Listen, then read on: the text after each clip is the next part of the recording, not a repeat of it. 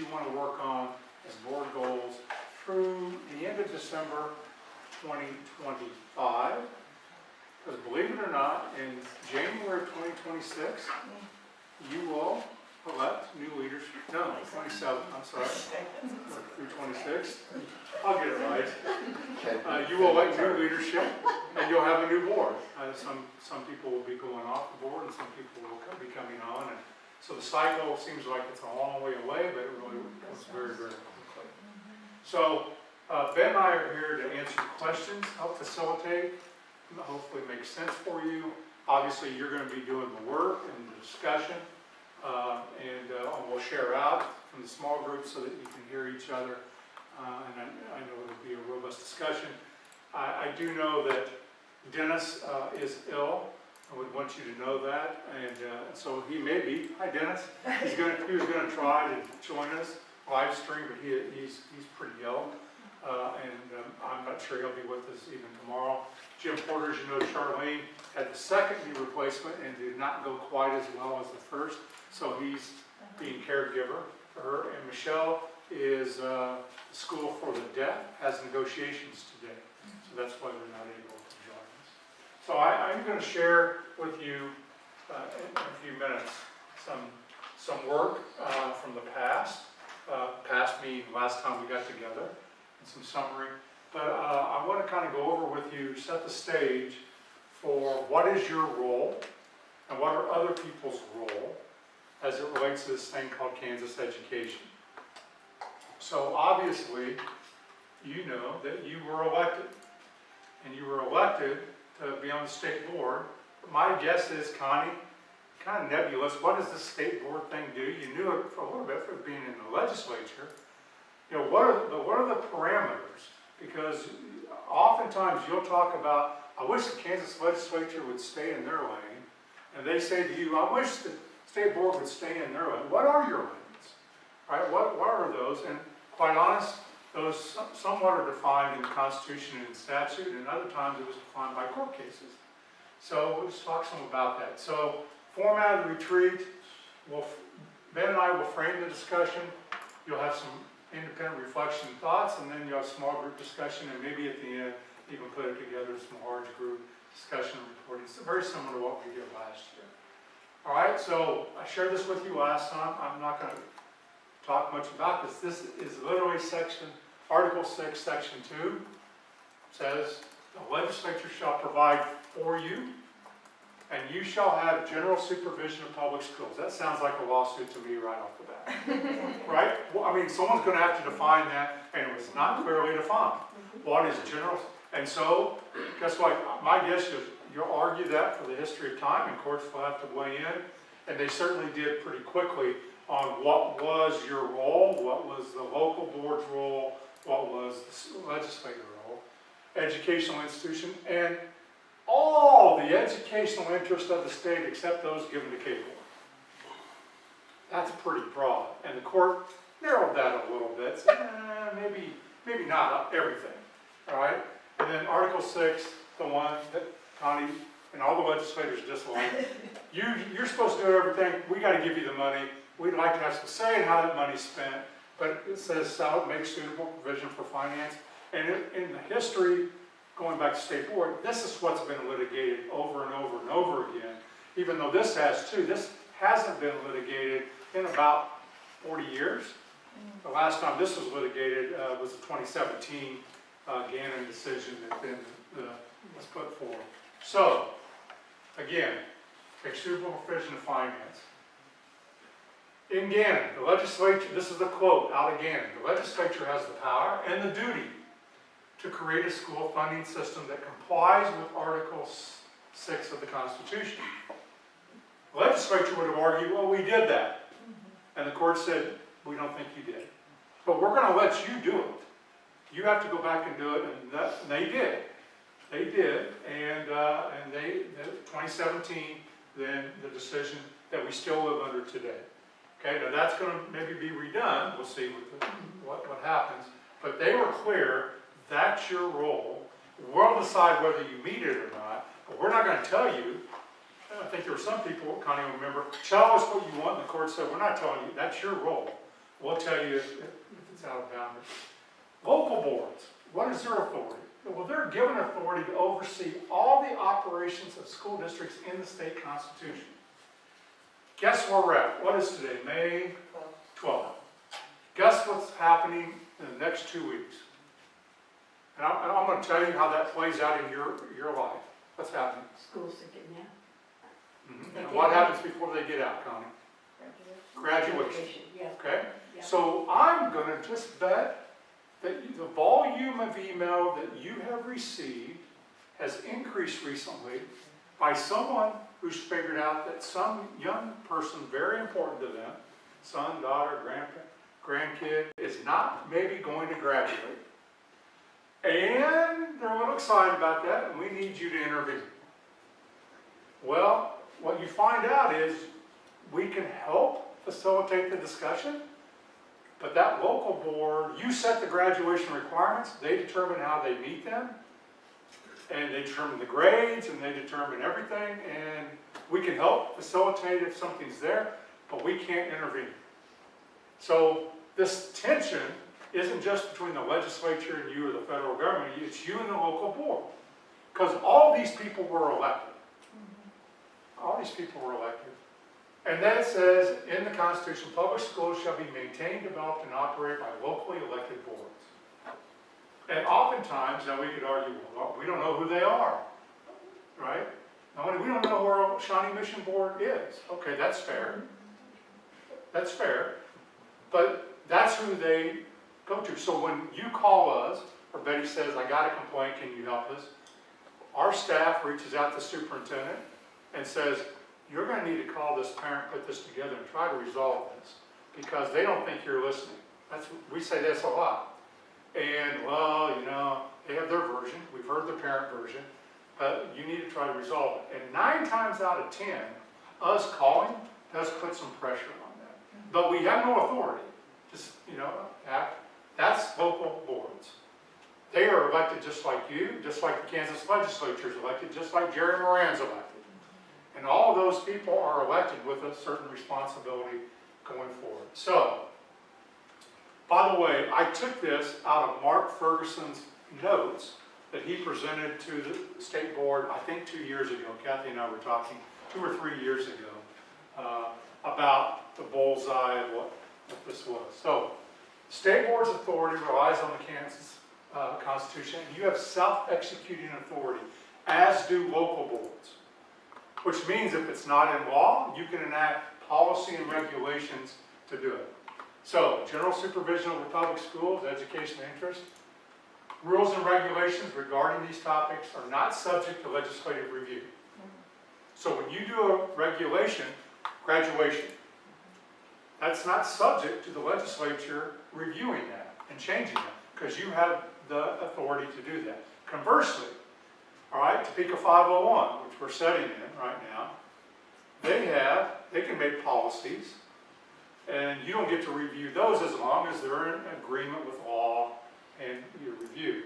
The legislature may not enact a law to restrict this authority. All right?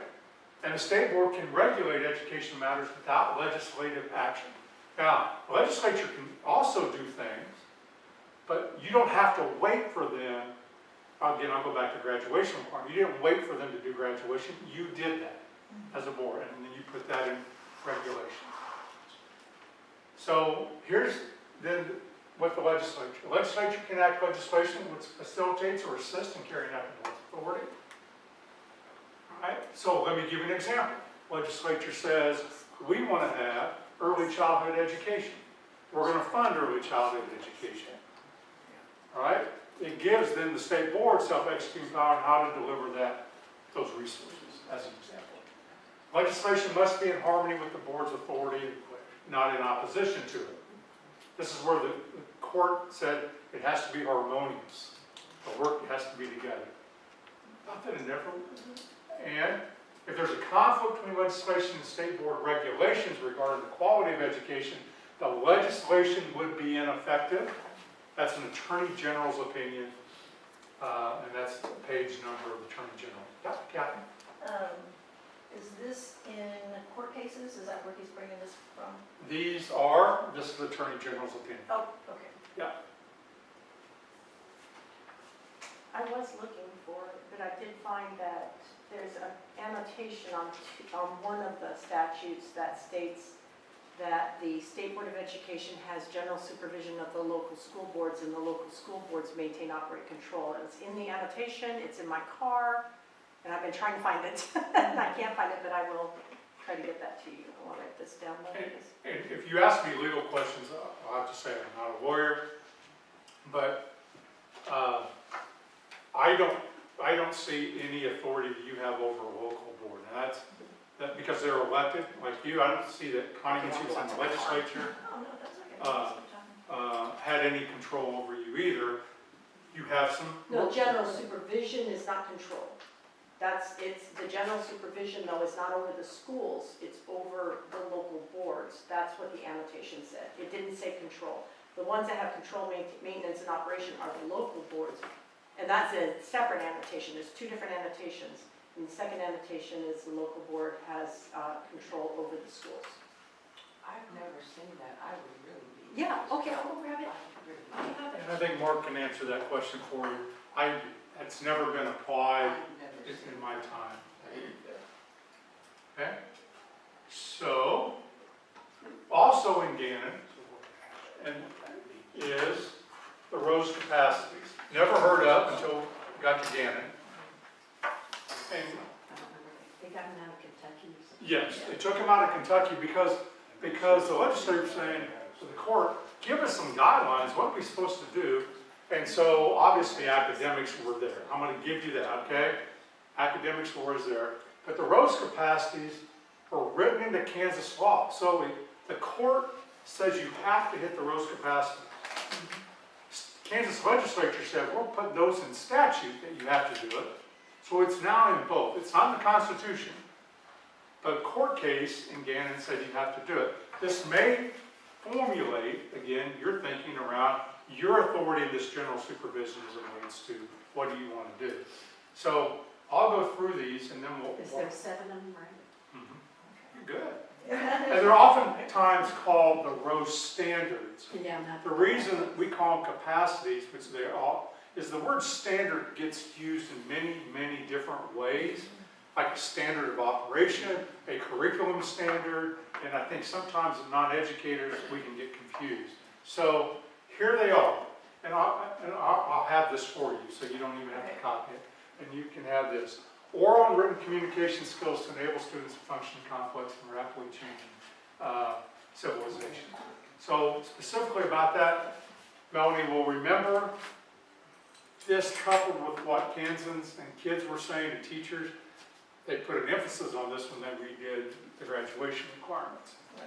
Understanding governmental process to enable students to understand issues that affect the community, state, and action, nations.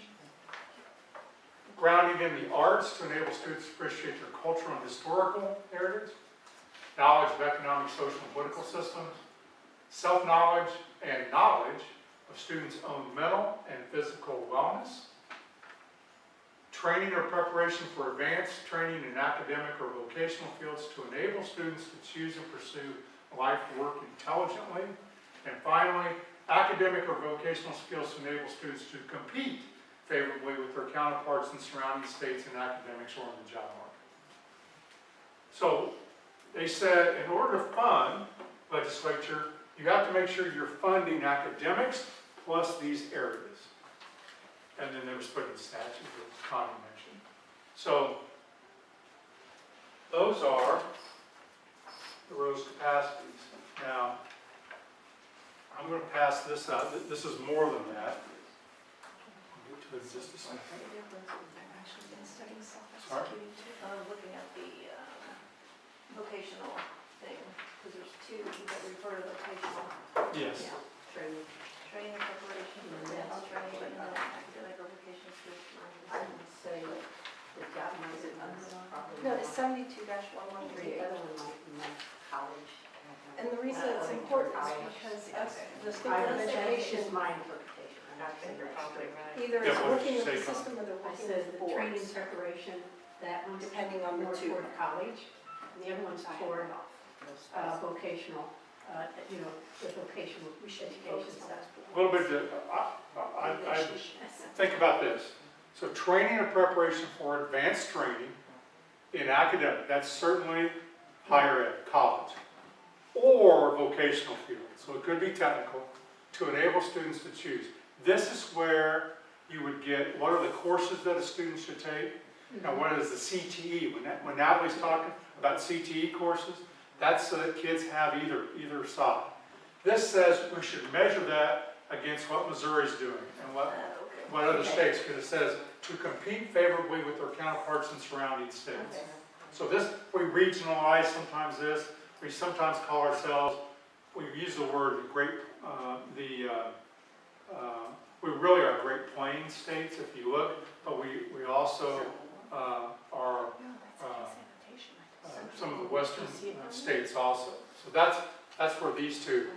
This is where you get into SEL on the middle. This is where PE and health comes in on that side.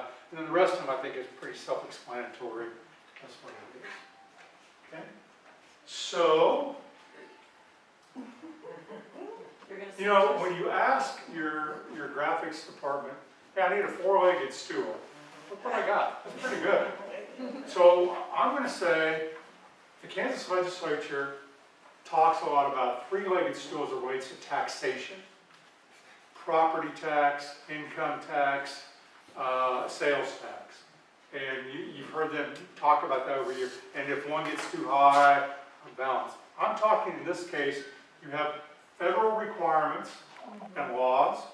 You have state requirements and laws.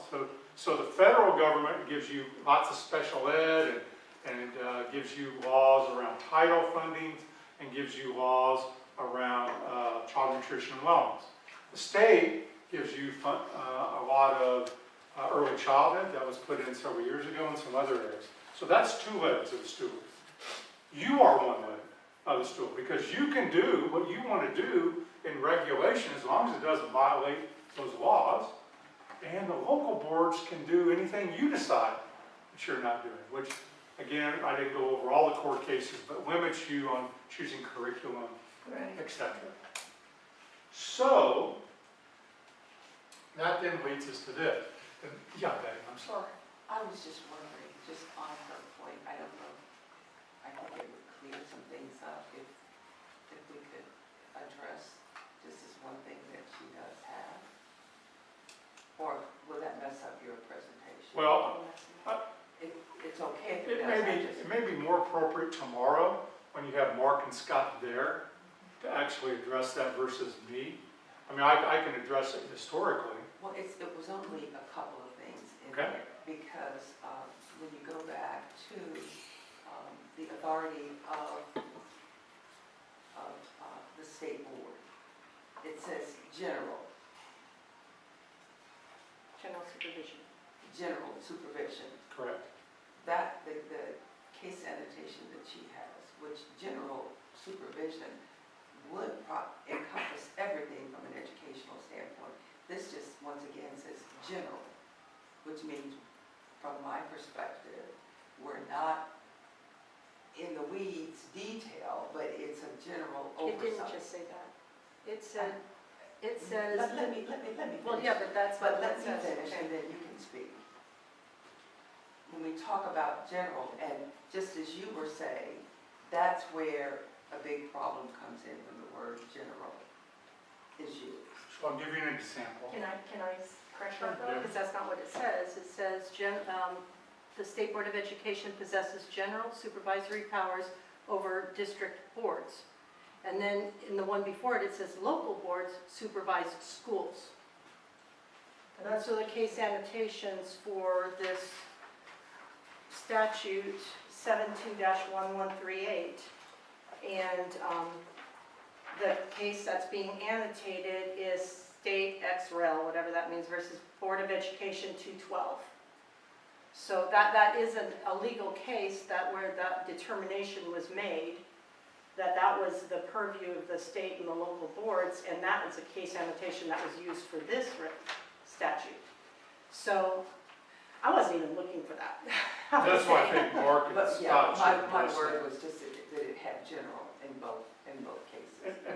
And this was a court case, that one of the things was, could the state board set curricular standards, which you are familiar with?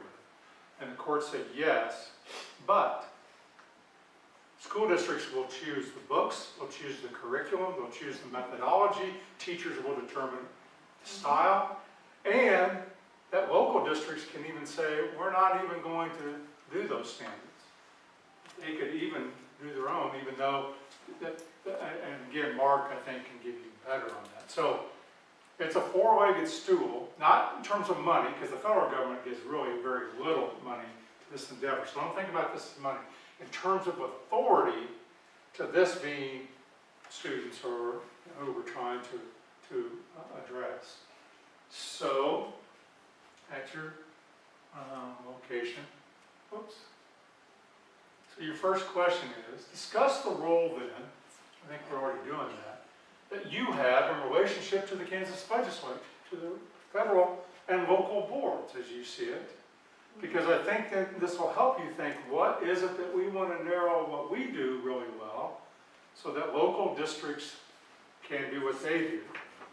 One of the things that Kathy and Ben and I were talking about earlier is, and it's been perplexing to me since I came, it's when you pull a lever, what effect is that having in Tonganoxie?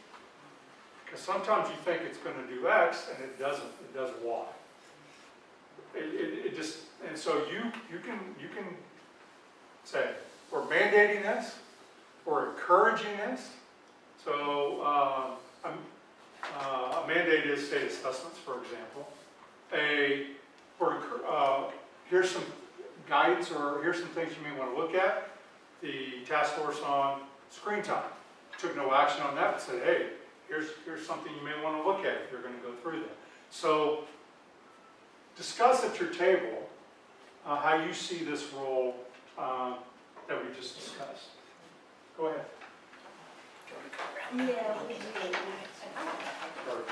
When I served I can go to the state.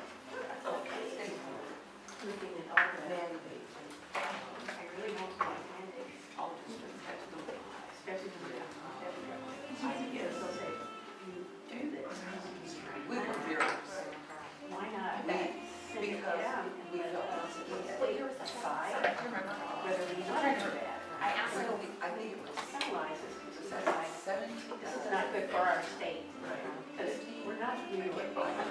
Oh, I thought you had something you want. Well, What years okay. were you on the local board? You are education according to, Early as far as I 90s, can. and then I was off Because, 2 terms, Yeah. 2 years, because I believe term limits.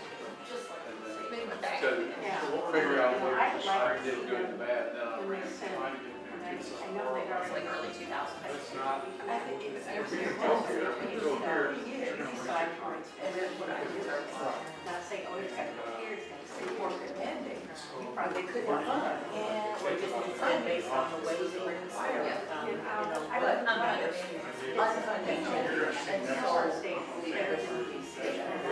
They're trying to put one size fits all. That was a requirement Like you guys did that for that yourself. we, You can say, okay, everybody's gonna do that. so, No, you let when we them all looked do at, that. And that's the way it do should they have, Mandates or were- yeah, they did. Now, I did look What for they this, could have done is, but it was financial literacy. I thought Whatever you want. kids needed some financial they literacy. did have Especially when they were So in when college, the they mandate had these that loans that show that they they didn't go along with wouldn't have to pay we still that. have to come Maybe back. find other That's ways why to we get talked your about this college, general take loans perspective. or whatever.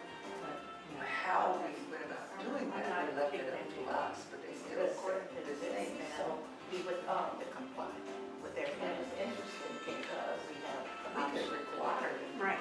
but it was the legislature. Oh, I bet. Well, yes, I mean, funded, I mean, there's funded, I mean, mandate law, that was not coming out of there.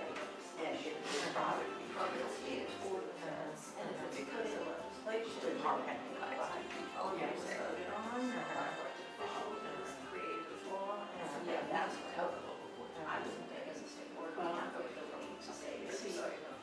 take the legislature. Is there a rundown? Because the people I've talked to say we do not have self-executing, self-executing powers.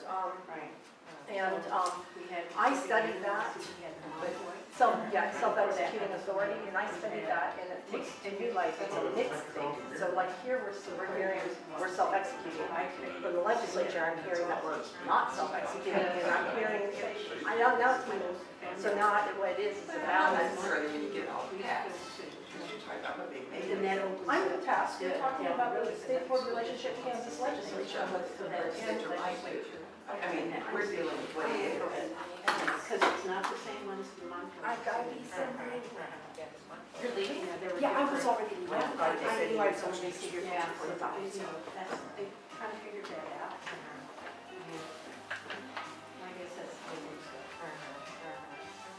So anyway, so getting back on the So, but like you said, there are we some have things, things it's that just like, the legislature, maybe you, there's a difference between are the talking law about, and just like we were talking about that. and we have to obey the The mandate. honor.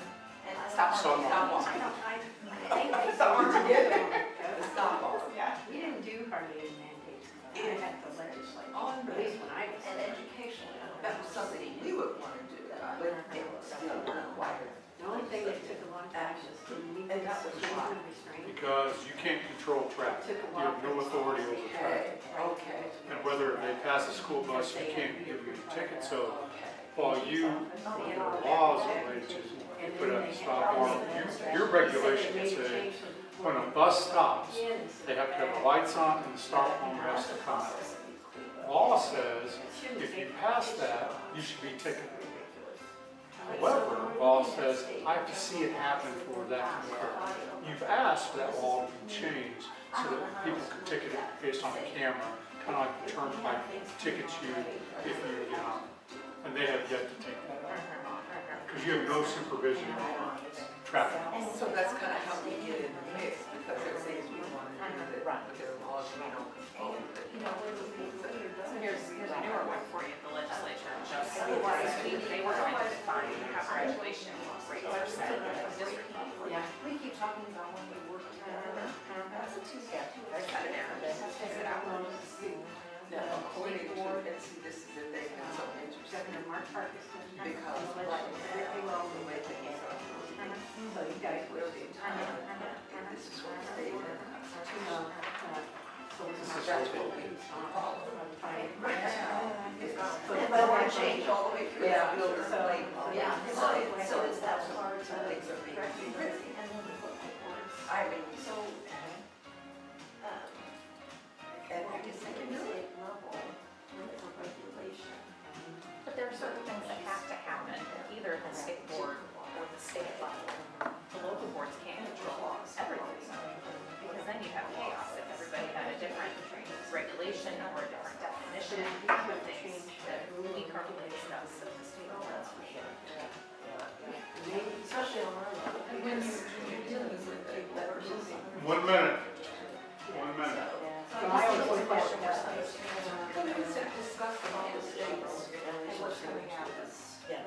Kansas legislature, federal government, what is the board of education?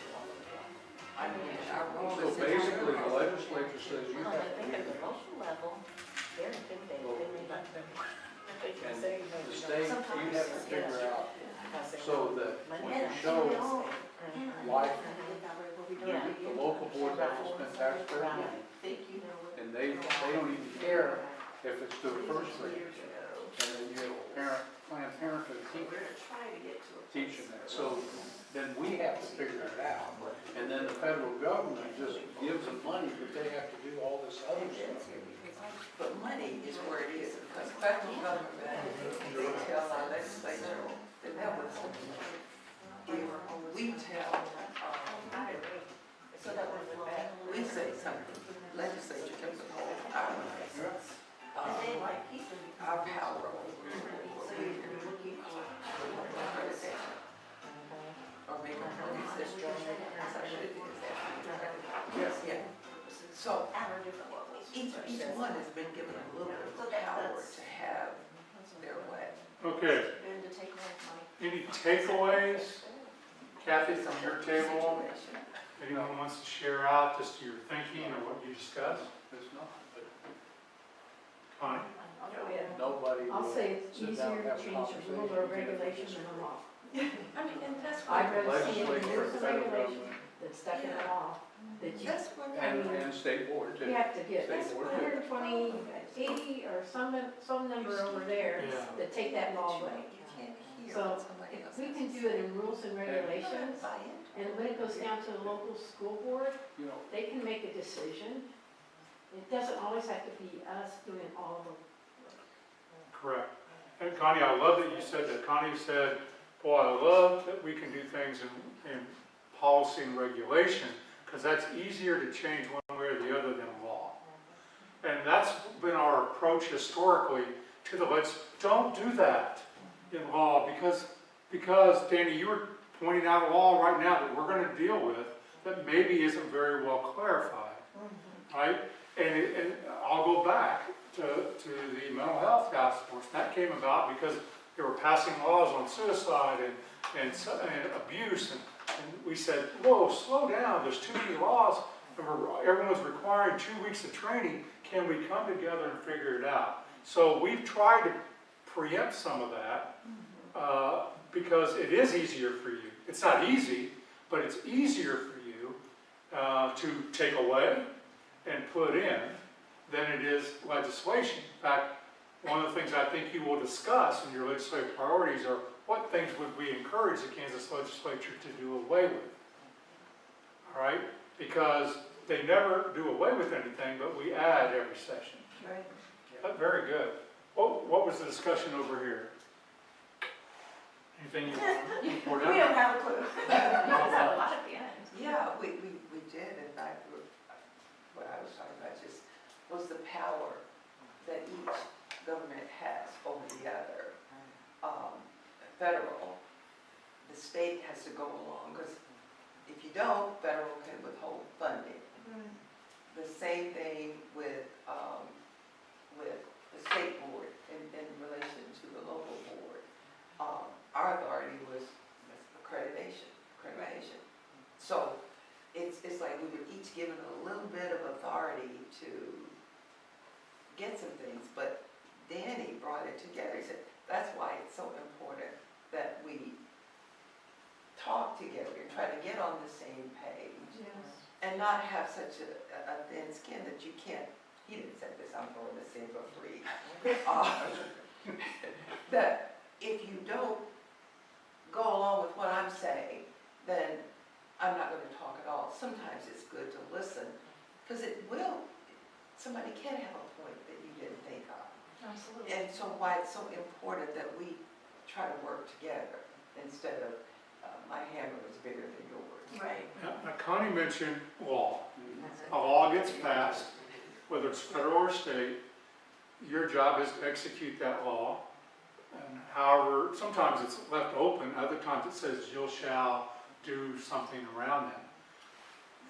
But then let's get down then to, we've got to tell Augusta what to do with all this.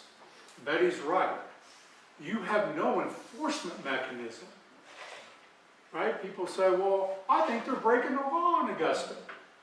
I'll call on your behalf and say, hey, we understand you're doing X, is that right? They may say, no, that's not right, or yes. Well, we think that's probably not within the law as we interpret it. We think you ought to correct that. That's it, that's all we can do. We have no authority to go arrest them, to go fine them. We have no authority, except in one area, accreditation. But if they're not in those accreditation regulations, you can't stop accreditation. Now, I will say this too, because you'll get people that want you to pull accreditation. All right? Well, have you seen that Leavenworth Elementary School? Those kids aren't doing well, yank their accreditation. We have approached this as if we get to that stage, everyone has failed. That Leavenworth Elementary's failed, the School District of Leavenworth, the State Board, because we're closing them. That's like shutting down a restaurant. So you think what happens in health? They go in and they say, hey, this isn't a very healthy environment. we're giving you 2 weeks or a year or whatever, usually not a year, a few weeks, you need to clean it up or we'll shut you down for a period of time until you do that. Our approach has been, you're not in compliance with state board regulations and here's your time frame for getting in compliance. Years ago, Healy had no certified licensed teachers. None of them had a license. And I sent directive to them and said, after talking to them, you are not in compliance with state board regulations to have a licensed teacher. We will give you until the start of next school year, because we're in the middle of a year, and they corrected that. So there was no further action to take. Does that make sense? Otherwise, I said, you're risking your accreditation going forward. So that's the thing. And the problem with accreditation, in my point of view, is that we set all these standards for accreditation, but you have 286 school districts that are all probably different. Yes. Now, and I guess I'll just use like the large urban districts. We're wanting to do the same accreditation for them, and they have a completely different clientele than, let's say, Savannah. That comes back to that lever, right, Danny? When do you know, the old adage, well, if every problem is a nail, you only need a hammer. But if you need a saw, or you need a level, then that doesn't work very well. So you're going to constantly think as you set these goals, not only what is our purview, but we want to get something done. But let's just use, we'd love to move kids out of level 1 in reading and help their reading. So the question becomes, what are the levers to do that in Sabetha and Tonganoxie and Garden City? Because those are different environments. And so you have to think, well, how much do we do? How much do we encourage? How much do we mandate? And does it get the desired effect that we want? Because in the legislature it is, well, we pass the law, everyone does it. No, that's not necessarily the case. Okay? And if I could point something out, because when I talked about coming together and talking, because getting kids out of level 1 into level 2, and I was like, okay, if you have someone that's right at the top, got a foot in say it right, I get those numbers turned around, but where you're almost, but not there. Right. And so those kids who have shown significant improvement are always worried. And I was like, okay, then maybe we can change the cut scores. And then I started hearing, all right, but then you're saying, which is what No Child Left Behind did, you know, okay, we're just gonna water it down and move them. Well, I didn't feel like it was watering it down. But I'm saying, even when you come up with a problem and you have this side, which are valid points, this side, which are valid points, that's more where the struggle comes in when they both have such valid points. I mean, it's a little easier when your points are, you know, not even on the radar. But when they both have valid points, I always wonder, then what tips it? Because when I hear your argument, it's like, wow. But then when you hear mine, it's like, wow. So where do you find that little bit that tilts it? So Ben's going to get into this pretty quickly as he walks us through key setting. Here's when the magic happens. I don't care what district you're in, what size. A very engaged parent sends their kids to school with expectations, and they're helping out at home with a really talented teacher, and the magic happens. Good instruction starts to happen. If at school set the parameters are right, that teacher, call Melanie and say, there's a conversation, we're really on top of it, it works really well. When parents aren't that engaged, when the teacher's not very good, when the leadership of that building's not very good, if those aren't you start to get cracks, Betty, in that. And then people start to look at you, start to look at the legislature to fix this problem. Right. That's what makes this so hard, Yes. right? That's what makes this so hard, because that's what we're trying to do. If we had parents that cared every day, got their kids, and they're on top of it, and we had excellent teachers and excellent principals, all of a sudden, it gets a little bit lower in terms of what happens. All right, But then we don't have accountability, and we don't hold kids back. We hardly ever hold kids back. If you don't make this, I'm sorry, but we're holding you back, and then the parents come in, then you may have a lawsuit against them. I mean, that's what we've gone away with. We do away with accountability. Yeah. Across the board. and Vince will talk. Across the board. Agree. Our standards, that's that word again, right, have over time gone down. We're expecting less of young people. Here's your second question, and you have it there. I printed for you this series of pages. It's paper clipped together. This is what you wrote on the poster boards. This is what you discussed. I don't have that. You did that. Okay. Was it clicked on the other one? Yes, thank you. Oh, sorry. All right. Here, So we never say. And, it's okay, I have more. This is what you discussed last time, Okay. okay? And we put those together, and I gave you the goals of the last cycle.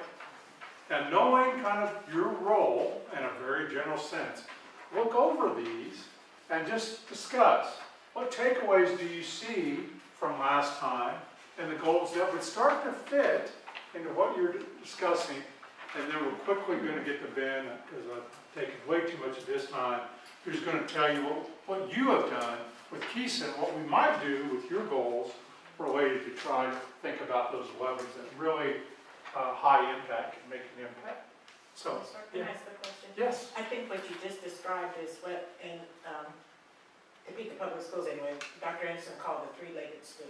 You have parent engagement, then you have great teaching, then you have leadership, instructional leadership. Parent engagement may not be spelled out right here, but that is the whole key. It has to begin at home. Do we have programs or have authority to recommend programs that will encourage parent engagement or equip parents who may not have had success in school themselves to figure out ways to support their child so the child can be successful? So Yes, the answer is yes, okay. and that was part of goal 3 last time. I saw families, but then I didn't see parents, because sometimes families could be Yes, generational Absolutely. input. caregivers. Caregivers, right, or sometimes, the grandparents are raising those children, but the parent connection is the strongest, so I just didn't know if we had programs that We would. do, and through our CASA program, we have people that are dedicated to try to develop outreach to families. So have a discussion. This is what we generated. This is your comments, again, both small group and large group, just kind of put together, trying to summarize it.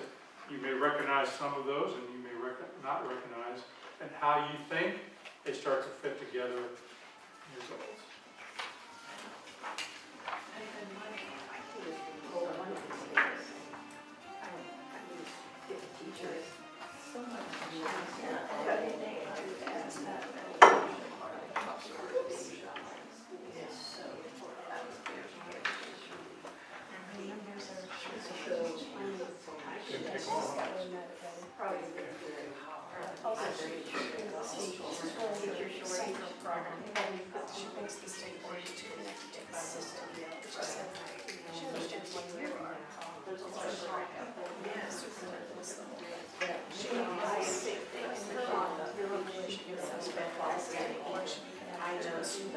I'll tell you what, I have my own list, and I don't think that any of those So she's kind of fighting against the are system. not strong.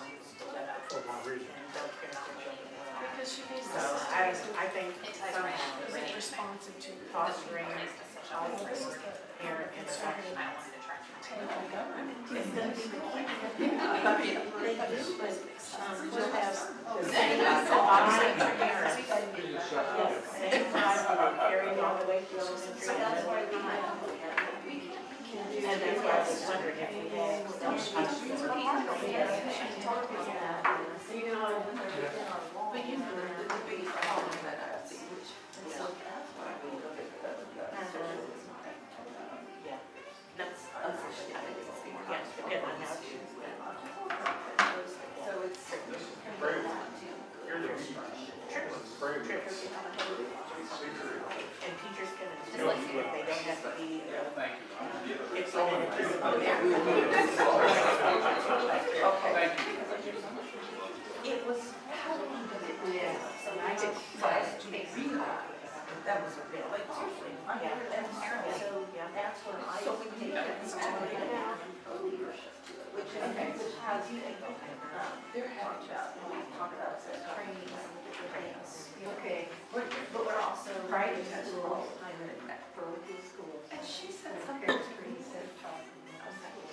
I have a contract. the numbers just And all they have to are. do so much in the school. We can figure out how we can get contracts.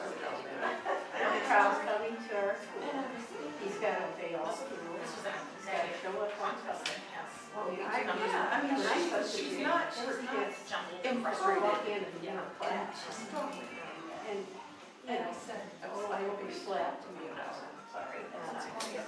Anyway, our partied all night, all weekend on Monday morning. I couldn't get up. She said, You know, it's just all of these contract numbers and it's just, fine. and then trying to put them. I mean, it works, because they have to do fundraising, they have to show up at school, they have an show, they have to volunteer next to somebody. What we got is teachers taking over Figure out there was activities. something wrong. They have to, be there, supervise, sell the candy. Teachers should feel Parents should be. how much of a booster does we have to All schools identify have boosters. those obstacles that might be there. I know. I can't so we have to understand it. stay in the room. I was right. Let's say that 50,000 kids So prioritizing the literacy and district out numeracy, there, making sure. and everyone is there. Oh, okay. Every one of them develops different. And so they may be able to read really well here, Well, what you were this talking person about. can't. From when Then you say the next that, year, it's on that. this person is reading way above that person that was way ahead of them. To me, we don't try The to put kids labels are, on teachers kids. spend all We their gotta try to figure out. have to correct bad behavior. Different, every kid You know, develops. I got an email. I'm not saying that's right, I just, It That is, is- that is, so that's fine. Yeah. But the thing is, I don't know what kind of punishment was dealt out. there are more problems. Or would you have done that when you were growing up? Oh, I know it's no. so basic. But I would know that, because your parents, Well, you know what our rule was at our There you go, house? simple. Our rule was no, that if you're in trouble at school, you Yeah, double trouble. there you go. Yeah. I was thinking, so you also in these account, I just ended up with a very low tolerance. We talk about some of the things that kids are doing when I was growing up. So when you hear people talk about going back, so that's why I talk to guys who always just would like to sit with teachers. They deal with so much more. I don't wanna put this, we've let, Parent comes home, they can understand. we've let that I've seen the feedback. instead of saying you're developing every spring, every spring. Teachers need the support of the administration. I was such, And they start Every with year, doing my teaching. God has created We had a stuff from parent a lot yell at our different, teacher because her boy was failing school. everything. Right. And you can Okay, have it 10 was 6 bushes. weeks. He slept through Plant 12. I the same. he lays in, And that come first in, year, lays in, my sleep all in. blooms. Teacher failed him. Why did you fail my son? Because he's sleeping through the request. Oh, he's a senior, he needs to graduate, blah, blah, blah. So she goes down to the principal, Sorry. yelled at him, Maybe get goes off on back, that. He he didn't said, create we'll let him make up all the to be all the same. So his mom didn't show up at his job. That happened to me. So I struggle with all And I that. did not change Which that. aligns with what I'm saying. This is what she got. More Well, it's just Yeah, that's the one. She gets up there, same part, she can come back and really complete those hours. Teachers don't get grades. No. To help. You have, So the principal says you will change you your have to take schedule. off. Or It's they moving, make but you take off. I don't know. There are things you can, extra steps you can do. Would you pay attention to that? Okay, 1 minute, wrap up your discussion. Our But society if you go one to six, and then you said add, and and leadership, everybody's the same, no one size you fits say all. all four. These remain the same, Stay they the same. need more Well, probably should expand on that. support. Increase physical safety, increase, well, they do Just that. like that. I also think Cybersecurity stuff. to be more, Yeah. that just means being more, Yeah, that's right. regarding Physical whoever's in charge of it. Yeah. research is real. I mean, it's there. Where So, they you feel know, involved. you- Yeah. Yes, where they feel involved, and it's not hard to Counselor on behavior. get them. Yeah, we're putting it more on the school system to be more open. Friendship does this, you know, I'm calling my accountability here. Your kid does this is what's gonna happen. Don't come in and tell me. There's a teacher doing this or a teacher doing that. Your kid does that. Well, we don't up front, we might say, That's not gonna work, yeah. So what you're saying is parent engagement, we identify parent engagement is critical. And that's supported in all findings. It shows that kids are more successful when their parents are involved. Parent engagement.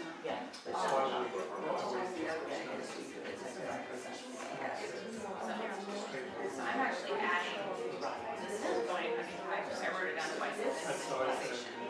Right, this is that individual. You don't have right. That's what it is. And then we all have to competition. And stop creating Interventions. The teachers have this, something that the parents. So to me, kids get smart. Okay, you're gonna get the opportunity to discuss these in relationship to pieces. So we're not leaving these, all right? Bro, if you thought we were leaving, we're not leaving. We're not leaving. Okay, and by the way, the old goals, you don't have to do anything with those. Those are just, I just want you to see them. I really want you to focus on kind of what you talked about last time, because out of all that, we've got to come up, and as you know, we probably don't want any more than 4 goals, maybe 3, because you won't get anything accomplished if we don't really focus. So Ben's going to walk you through how we focus schools in KSDE and how that may be appropriate for all of you.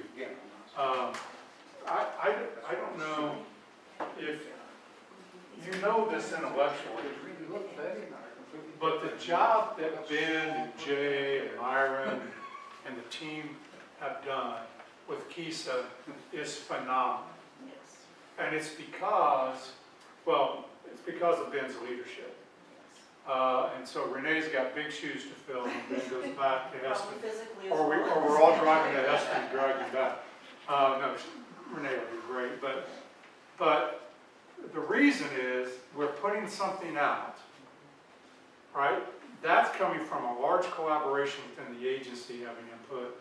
And then if you went, I know you were there, Melanie, and Pearl, you were there just recently. You watched this feedback loop happening, right? So they're discussing this, and then what they're doing is listening so that they can make it better. And then, I mean, not 6 months from now, literally the next week. And what they're trying to do is make sure that the action that Marysville takes changes the trajectory of kids. Yes. And holding them accountable to limited number. So Ben, I will turn it over to you. Here's your clicker if you want it. Yep. So before you start, Ben, what size shoes do you wear? Yeah, that's what I was thinking. If Dr. Nugent has size 13, or big feet. I was on a call with Renee earlier today, and there is no question she's going to be fantastic. Just getting to know her and be a great leader. Thanks for having me, let me participate, especially kind of on my way out. But I was just thinking about the nature of goal setting. You know, we kind of think about setting goals as a board, and I was wondering just why is it important for the state board to set goals, especially kind of think about those short-term goals. Just kind of thinking through that. What are your thoughts on the importance of goal setting as a state board? Why would you want to set goals? I've been thinking about this the past couple of days. It's almost like we're becoming pioneers because the landscape of public education could be very different from what we've experienced in the past. And I know for me, the last couple of months have been like, I got sucker punched, and now I'm trying to reorient and find out where I am. So I think it's going to help us focus on where we want to go, because where we'll end up going may be quite different from where we anticipated we'd be heading in January. So that's why personally I was thinking it's going to be important to know where we might need to travel so that we can get there intact. That's good. Now, the focus to me is huge, because otherwise, what will we accomplish if we're not having, isn't that always what we hear? If we don't have a goal, we end up nowhere. And we want our time to matter and to make a difference. So, If we're going to set goals as a board, we have to have agreement as a board. So I think that's really the key, is that we're having these conversations. yes. But we all come from very different backgrounds. And certainly, we can find a handful of things that we all want to work on, and we can agree that these are important things for the students in our state. Those are our goals.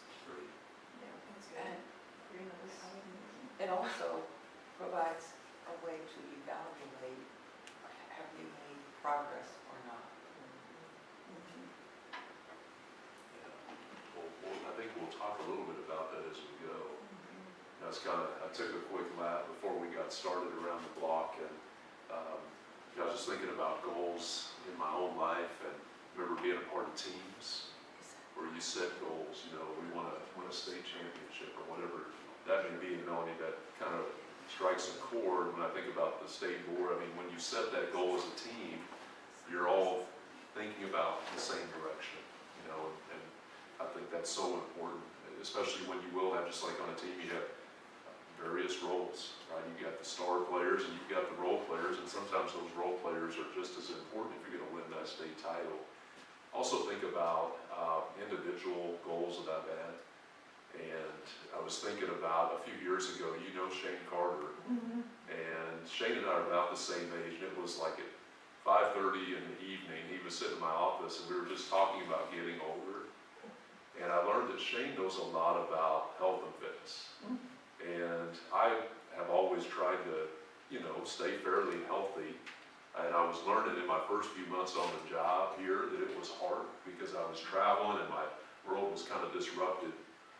And Shane started talking to me about kind of the science behind health and fitness. And I listened. I mean, it was just one of those, you know, it had very little to do with work, but I started thinking, okay, I'm going to do what Shane just said. Because he gave me kind of this idea of a goal around health and fitness, but then it was all the things that you have to do to achieve that goal. It wasn't just generally, we want to do better. Right. And what I learned through that was having the structures in place in order to achieve that was so critical. Those systems that allow you to achieve your goals. And for me, it was very data-driven. I learned that if I really want to achieve this goal around health and fitness, I have to measure progress, just like you said. And it was, I mean, simple things like you need to walk a certain number of steps, or you need to consume this many calories and burn this many calories. And you know, there's so many parallels. I think the challenge, though, I mean, it's certainly challenging if you've ever gone down a health journey, but the challenge that you have as a state board is there's a lot of things that you're trying to influence others to do. I could control what I was eating, what I was doing as far as exercise and all those things. What you're trying to do is help others make those decisions, and really it's how are those systems in place or not? And that's what I think is so valuable about the accreditation model that the state board has developed and we're now working through. But yeah, setting goals I think can be important on a lot of different levels. So just kind of thinking a little bit about this idea of, Dr. Watson used the term lever quite a bit, or the types of levers we have, and you know, a term that's associated with that is leverage, and that's a big part of what we've done, I think, with our accreditation model, is trying to find the right leverage points. What's high leverage? There's a lot of things we can do. What are the things that we can do to benefit students, benefit our educators the most, and help them improve and influence that? So we're going to kind of start here with my part, but we're going to come back to this and kind of walk through the accreditation model as we know it as an opportunity to look at things like assessment and standards, how we support our educators, our teachers, and those that are leading this work in buildings, and just a few questions just to frame the conversation. How will we know if student knowledge and skills are increasing? How would we measure that? Because a lot of our goals are probably around students knowing more and being able to do more. So how would we know? How can we influence that as a state board, knowing what the role is and what it's not? There's a lot of local decision making too. And kind of the same thing with teachers. If we want our kids to know more and be able to do more, it really is up to our educators to be able to create those systems for that to occur. So just thinking about the board's role, because there's a lot of things that fall under assessment and standards, a lot of things that fall under the role of teachers and leaders. So we're going to come back to these questions just as we kind of walk through this accreditation model that is now very, very much operational. So sometimes when you start down this path of goal setting, it's good to think about what problem are we trying to solve, or maybe what has prevented us from achieving the goals that we've had in the past, or where we want to be. And you've seen us share this statement quite a bit, but it was the starting point for, I think, what we've developed that is now resonating. I think the other little thing I wrote, I jotted it down. I think that this is true of state level work. Not everybody loves it when the State Department comes out and tells them what they need to do. Did you know this? Sometimes they just flat out tell us that. So there's a hearts and minds component, I think, too. And that's where I've learned that getting out and engaging with people, if you can say things that make sense to them, and then you're constantly going out and engaging them and listening and adjusting, I think that that's important. And this is something that's resonated as we've shared this, and there's no group that I've ever shared this statement with that it has resonated more with than teachers. When you say this to teachers, you see the head nodding because we've experienced this. So you can read that, but it's really trying to frame the problem that we often experience in our schools. We try to do so many things, and it can be really hard to do things that are most high leverage exceedingly well. And Mr. Zeck, I think your question is so important because, wow, the variability in schools across the state, I mean, size, demographic, I mean, it is unbelievable how varied schools are. And I think what we've tried to find by situating ourselves within this problem statement are the things that can be universal in all schools. And you know, if I could just kind of throw this in, because I feel like that is where a problem is, when we decide the problem instead of one of the problem or a problem. Because if we say the problem, and then we think we find a solution for that, and then we still have problems, then it takes away from the credibility. And I've always had a concern when it seems as though there's a silver bullet. internally from teacher perspective, I can see them identifying with this because it's almost the flavor of the month. What is the buzzword? Rarely, and probably because it's external, do we focus on the problem outside of that institution, which would be the families, the transition from your traditional mom, dad, now grandma is raising the kids, who brings values from a few years ago. I don't know what the goals are. I'm going by the goals when I was in school, which was the 3 R's: reading, writing, arithmetic. That's it. A lot has changed. And I often wonder, and I may be jumping ahead a little bit, but when do we look at how much the external part is having an impact on all of these? Just a question.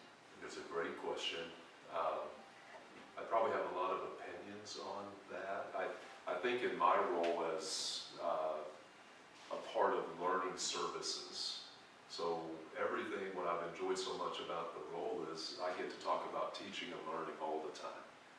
And I think when I say we define this, and I've been intentional about saying the problem, knowing that there's a lot of problems, but when I think about teaching and learning, the things that we can control and influence, and our school improvement model is really based on that. What can I control and influence? Now, you can certainly, I think Dr. New, you mentioned it, there are certainly things that you can do within our schools to help positively impact families, for sure. I think there's a lot of schools that you have to, I've worked in communities where that had to exist. You had to develop relationships with families. But I think for the conversation around our accreditation model, thinking about teaching and learning, because it's all about instruction. It's all about what are we doing in our classrooms so the students know more and can do more. I think that's where we situate this as the problem, knowing there's a lot of challenges, a lot of problems for sure. So it is kind of focused in on a particular area, and that's classroom experience of kids. You recovered quite well. Okay, thank you. Thank you. As you just kind of navigate through all of this, I think when we start thinking of influence, because again, we're not setting our own health goals that you've got complete control over. It's you're working through a lot of other people, right? There's so many leaders, so many boards of education, so many educational leaders, so many teachers, and it can be overwhelming, but I think we have a path. So let's talk about that. So kind of framing the problem, and then as our team at KSDE, this is when we go out and we talk about accreditation. We heard this before when we scheduled these latest informational sessions. We were hearing a lot of rumbling about why are they coming back out? What's going to change? And we heard that through a lot of our regional executive team, the folks from KSD that are connected directly with the school systems. And what we start by sharing at those informational sessions is this is what's allowing us to not change. We have some things that we're attached to. So we've created some foundations that allow us to continue down this path. And that's going to be, I think, incredibly important as the state board considers how we continue to improve the accreditation model. But this if-then statement, I didn't know what a theory of action was before I got to KSDE. I don't know that I ever heard that. And now I don't know how to operate without one, because you learn that you have to be grounded in something and really establish a standard for decision making. But this is driving everything that we do in learning services, I would say, or at least it's framing every conversation. I'll give you an example as we go through, but if we can strengthen coherence, I won't define all the words, but really today, as you think about goal setting, focusing on a few high leverage, fundamental actions, this idea of doing a few things really well that we know will produce the result that we want if we do them well, I think it all comes back to what our kids know and can do. You know, and that's that role of standards, being clear about what kids know and can do, and that provides greater opportunities for them. So staying attached to this is critically important. Have you seen this before? We always, yeah. It's a lot of words. I know Mrs. Haas told me really early on, there's too many words, and I agree. But I think it's, you know, moving from our vision to maybe the problem as we see it, trying to do so many things, to our theory of action, let's do a small number of things exceedingly well. And even though there are so many differences between our school systems, I would argue, I'm about 25 years into being an educator, but I would argue that these 4 things are universally true. That every student deserves to experience a school that has the strongest literacy instruction. And if you know little ones who struggle to read, you know why that's so critical. And getting to live with one has reframed my thinking on that, because it impacts all parts of life, especially as they get into those middle grades. So we went out for several years sharing this idea that structured literacy and standards alignment, balanced assessment, quality instruction, that's the direction we see ourselves going. Please tell us. I remember telling groups of superintendents, let Dr. Watson know if this is not the direction you think we should go, because we're building and we feel like it is. So this has created a model, this is the mechanism that allows us to engage every school system. And just recently, I got to test this out with a local board of education. And we spent about 2 hours on it. And it was a conversation that board had never really experienced, you know, because that's not typically the work that they're focused on. It's a lot of operational things. So it was very rewarding to hear a conversation around these different things that they know exist but have very little detail. And we spent a lot of time on this one, educator evaluation, because I feel like expectations are too low. Right? And I think that's a fundamental issue that we have in our schools, is our expectations have declined. When I got into education 25 years ago, the expectations of our teachers was higher. You know, and so this really allows us to have conversations so that every school system can evaluate themselves against the things that they can control and influence that are directly indicative of these things happening that every student needs to experience. As we built this model, there were so many times where I kind of in my own head would say, I hope we're not building a monster, creating a monster, you know, that we're going to lose control of or is not going to make sense. And to be honest, I don't know that I could be any happier with how this has landed and going back to that hearts and minds. So I think as a state board, you've got a mechanism here in this accreditation model that is not a traditional way of viewing accountability. And there's so many important steps moving forward within that. But I think we've got a lot of hearts and minds. I think we have a lot of momentum. And I think you can capitalize on that. And I think we'll start to see the adult behaviors change that will produce students who know more can do more. And if they know more and can do more, they have more opportunities available. Yes. So that's the big idea. Yes. So I want to just briefly, very briefly, then I'm going to turn it over to you for conversation. But how do we sustain this? What's in place right now so that you know schools aren't going to say, why are they changing direction? Or this was good, why are we moving away from something that they've been hearing now for several years? So things that are well established, I call it the keys to collaboration process. You would have heard us talk about this as a state board for quite some time. But we have mobilized district leadership teams. So we completed our 75th or 76th school improvement day. So we did those across the entire state from late September through, I guess it was early May. And at every one of those, we had a district leadership team that came and they evaluated the degree to which they do those fundamentals. And they walked away with a direction to create an action plan to say, here's our gap right now, here's our deficit. So this collaboration process includes a direct connection between KSDE and the school system. And we have a phenomenal team that's doing that. So they have sat down physically with every one of those district leadership teams to make sure they have all the supports, everything that they need. And I can't tell you how important that is. They are relational and they are trusting. And I think that direct connection makes a huge difference. So we've got a good process for collaboration. We said early on, we have to change the way we did our former model, which was all paper exchange. It was narrative reports about all the things we're doing, and I call it narrative reporting and artifact uploading. So you just upload your proof, so you send your minutes of a meeting that you had that nobody looked at, right? But we felt like we were doing something around accountability because you had to check the boxes, so to speak.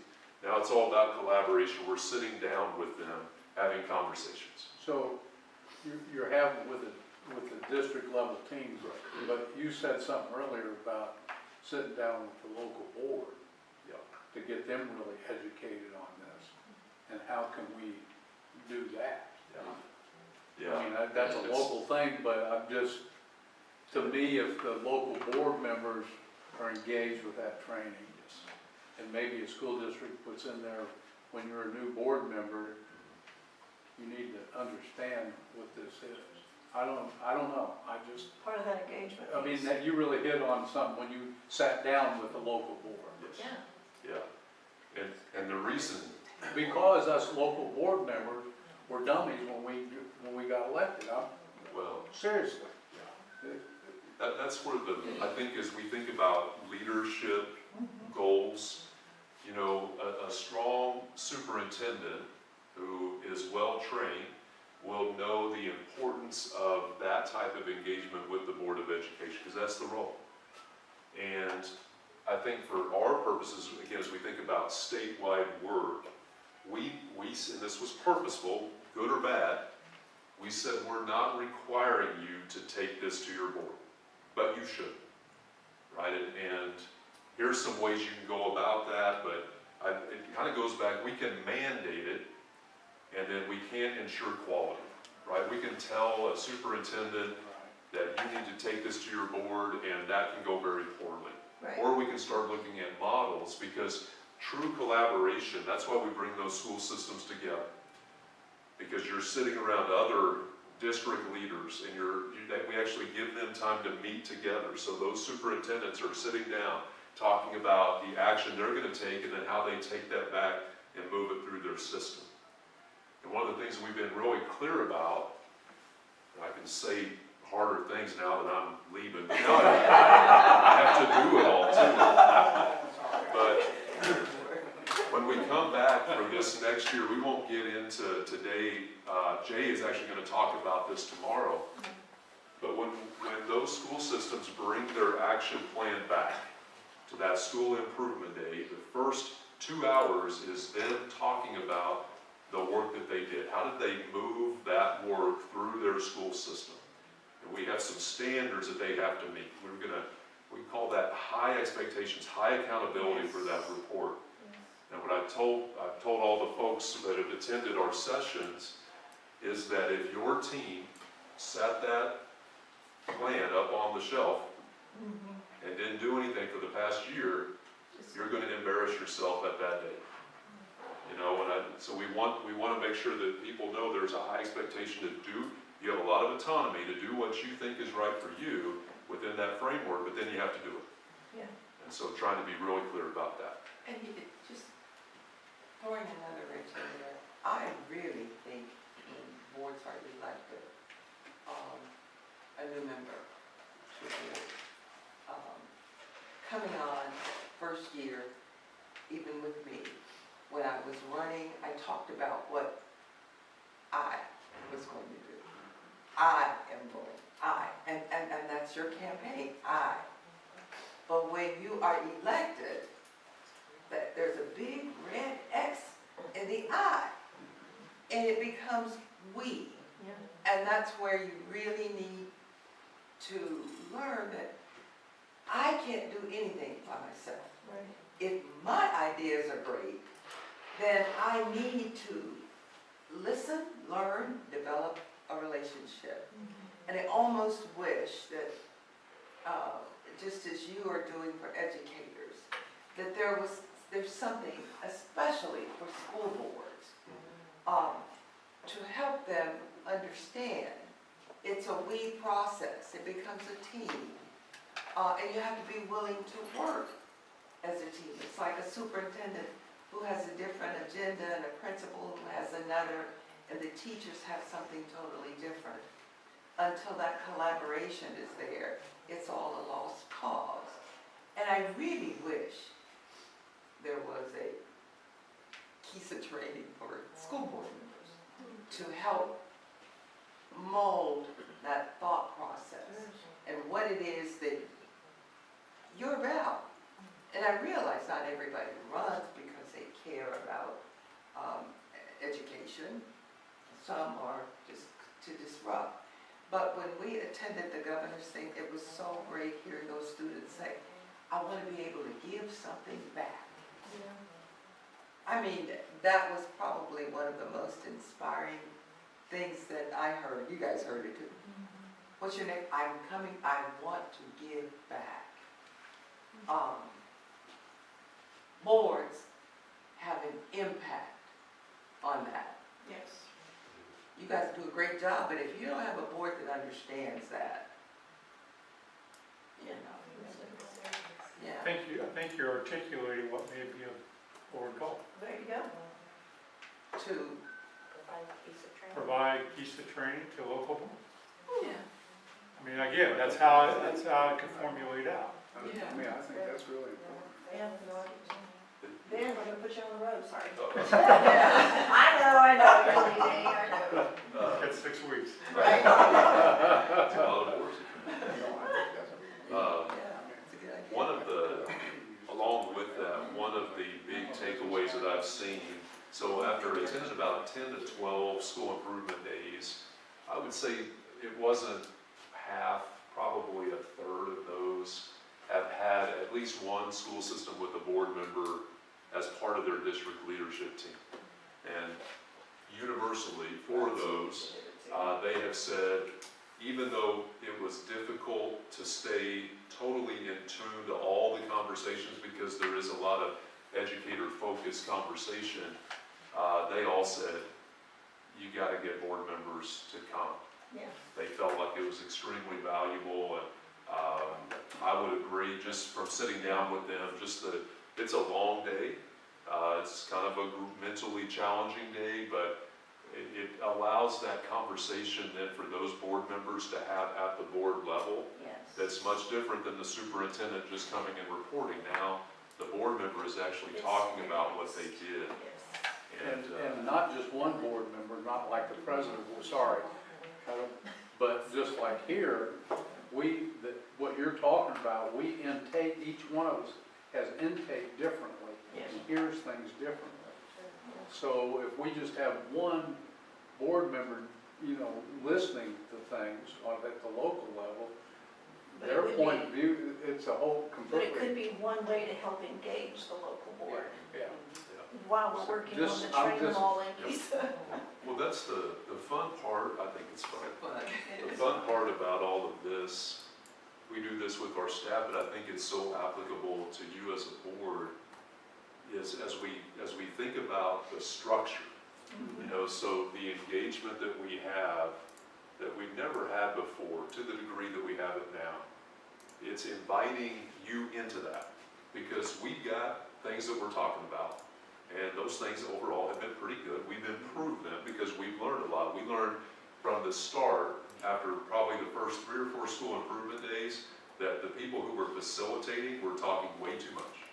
And we needed to shift from the facilitator doing most of the talking to the school people. And so we adjusted that because of feedback, and it was just that reality. And I think the invitation is to really understand what we're doing and then say, I think we should, because that's how our team continues to learn and grow. But that's a well-established structure. We're engaged, they're engaged with us, and it's not just that regional executive and our school improvement day. It's Dr. Watson going out to every service center each month, you know, engaging system leaders. It's all the different conferences and opportunities where we can be on repeat with this, and that's a part of it. When you can focus on a few things, you're constantly talking about those things. Yes. So, action planning and implementation, this is, again, those structural elements. So when that school system completes that action plan, that is sent to KSDE. And we have a team that reviews that. And I can't be happier with that process. And we've maintained a really high standard when it was very difficult. Because early on, especially when our team would send back that action plan and say, it needs improvement, some superintendents called. They were pretty frustrated by that. And we would talk through that, but oftentimes they weren't meeting the standard that we established. Right. And we had to stay tight with those things, and it's not perfect, but Haley Steinlage is in research and evaluation, and she has just been phenomenal leading that team. And she's reported to the board a few times, but just a tremendous leader and teammate. And now we're moving towards the same process for implementation. So you've developed your plan, and now we have standards to say, how are you implementing that plan? And our team will review those implementation standards, the plans against those standards, and provide feedback. And that structure is well established, and I think that's how we sustain this model.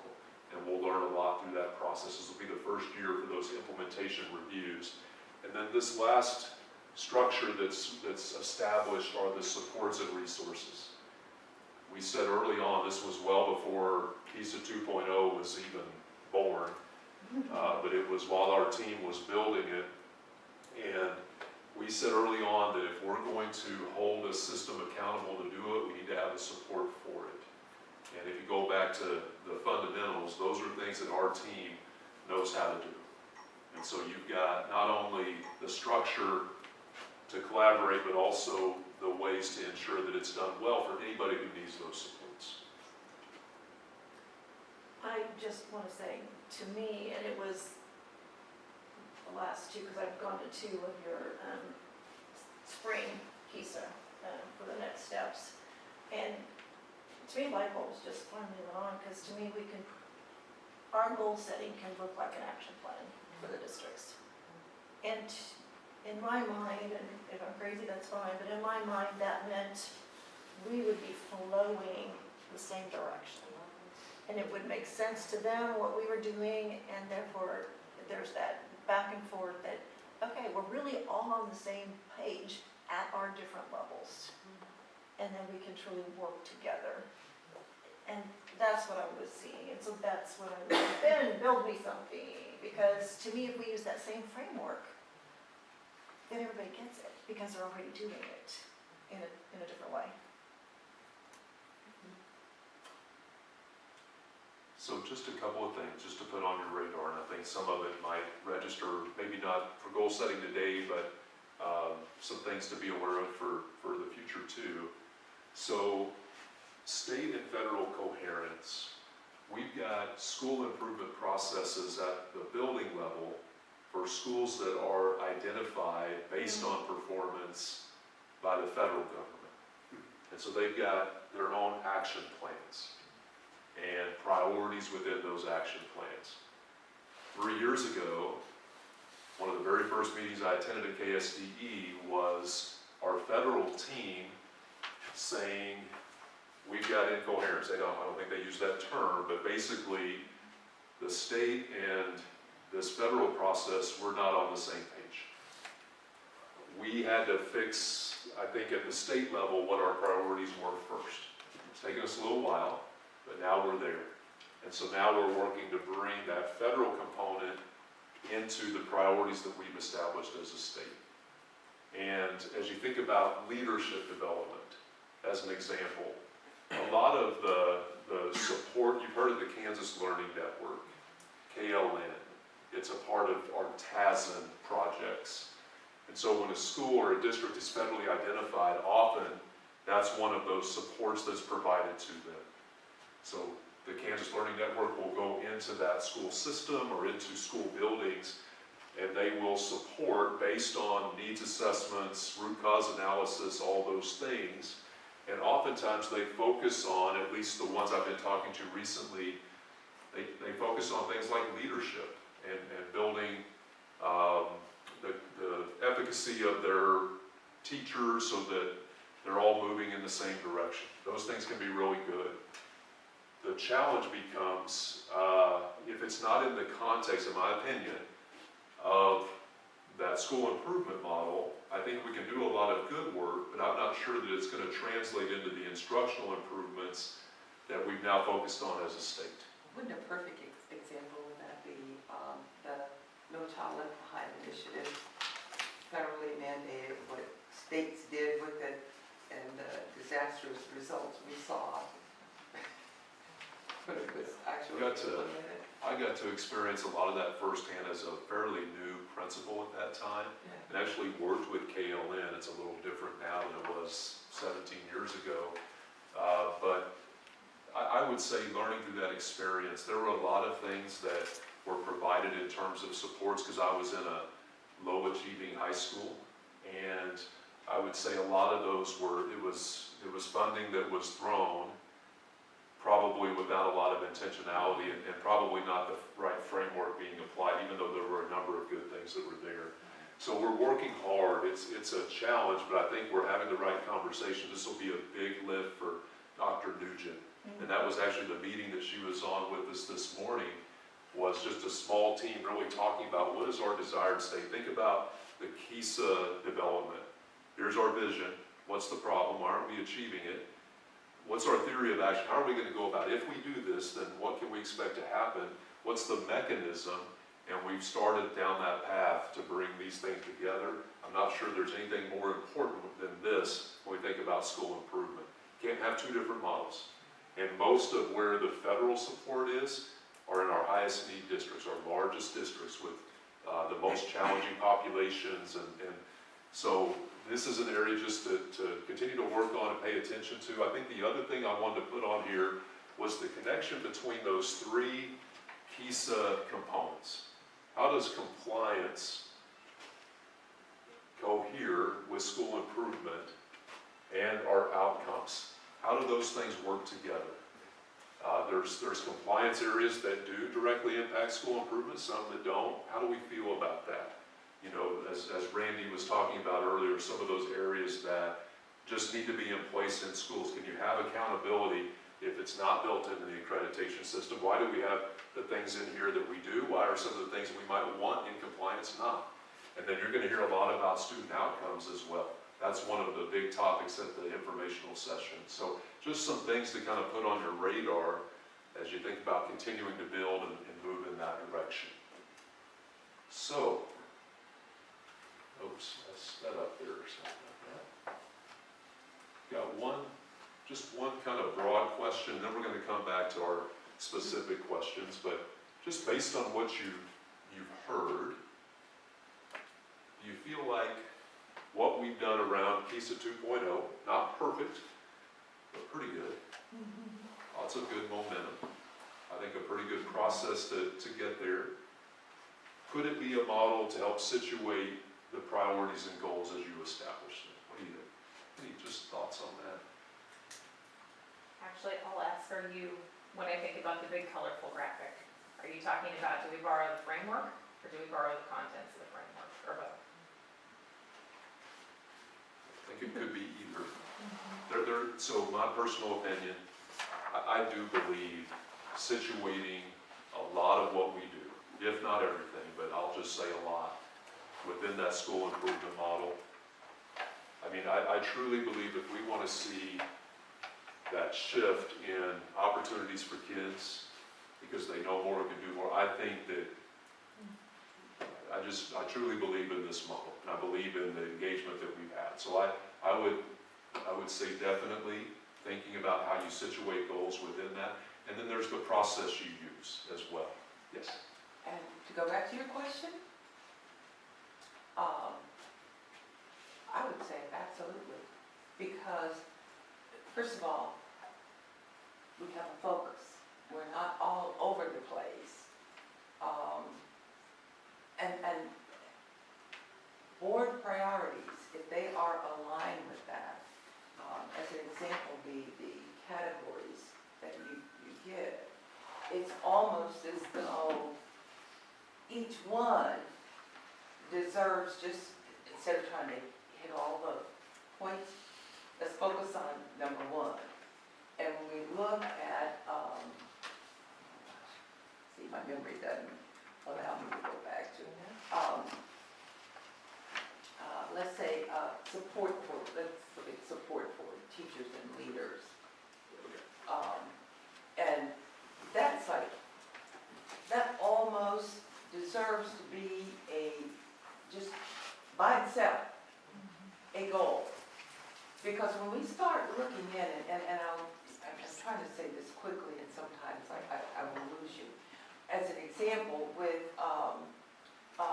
when I was on the local board, and my district was high poverty, all kinds of problems were being faced in that. When we focused on teachers, just teachers, it was discovered that, okay, most of those buildings have new teachers. What's the problem with new teachers? You have to have a new teacher to keep it going. But what is the problem? And the problem was, when you have seasoned teachers, and which is why you created the mentorship. I'm just kind of giving an example of how you say support your teachers and leaders. That seems brief, but it's really overwhelming when you start drilling down on areas that you have to look at. It shows the need to mentor teachers. It even shows some things that I would love to see colleges incorporate. Family engagement should be bigger in that curriculum from my perspective. But if you were to take just one of those points, that in and of itself is a lot. And the question, if I can, would be, will doing that move the needle for students? And I think that's a hard yes. Absolutely, absolutely. I mean, you start looking at low-performing, high-poverty schools that have issues. It takes a certain skill level teachers have to be able to motivate, to deal with those kinds of students. And I hate saying it that way, but I mean just in that subgroup. You have to know a little bit. And so, my perspective just on goals, I think 3 is too many. I'd put 1. I really would. 1 and focus on that 1. Then move on to the other, because there are so many subsets. But to get back, because I deviate a lot, but to get back to that question, No, absolutely. I think that it focused the efforts, the energies, instead of sitting around worrying about this, but now let's focus our energy here, something that we can measure. How can we relate?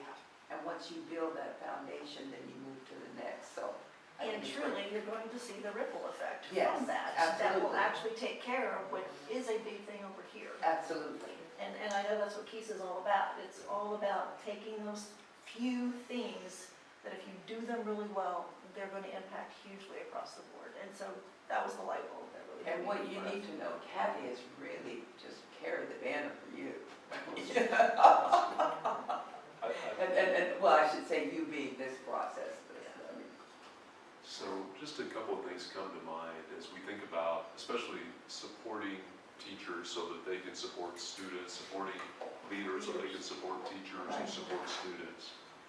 So I have admiration and respect for Dr. Lori Curtis, and I've learned so much from her. And I remember as I was learning more about her approach to literacy instruction, she would say all the time that as teachers learn more, as they learn more about the elements of structured literacy, and they start to see the success of their students, They want that more and more. They get very excited about seeing that success. And so this model, it's really meant to be an opportunity for our leaders, for our teachers to get really good at what we know they need to be good at. And then they want to do it. And I think not only will they want to do it more, I think that our young people will start to see their talent level that the teacher has. And, you know, those are long range type things. But the other thing that I think is so important, as Mrs. Arnold was talking, so there's a strong research base behind this school improvement model. There's a Kansas flavor to it, no question. So we've taken a research base around instructional coherence and applied it within our context. And the big idea as you look at that model, that research, that report that we base this on, when these things are in place, so these lead indicators are actions that we can control and influence.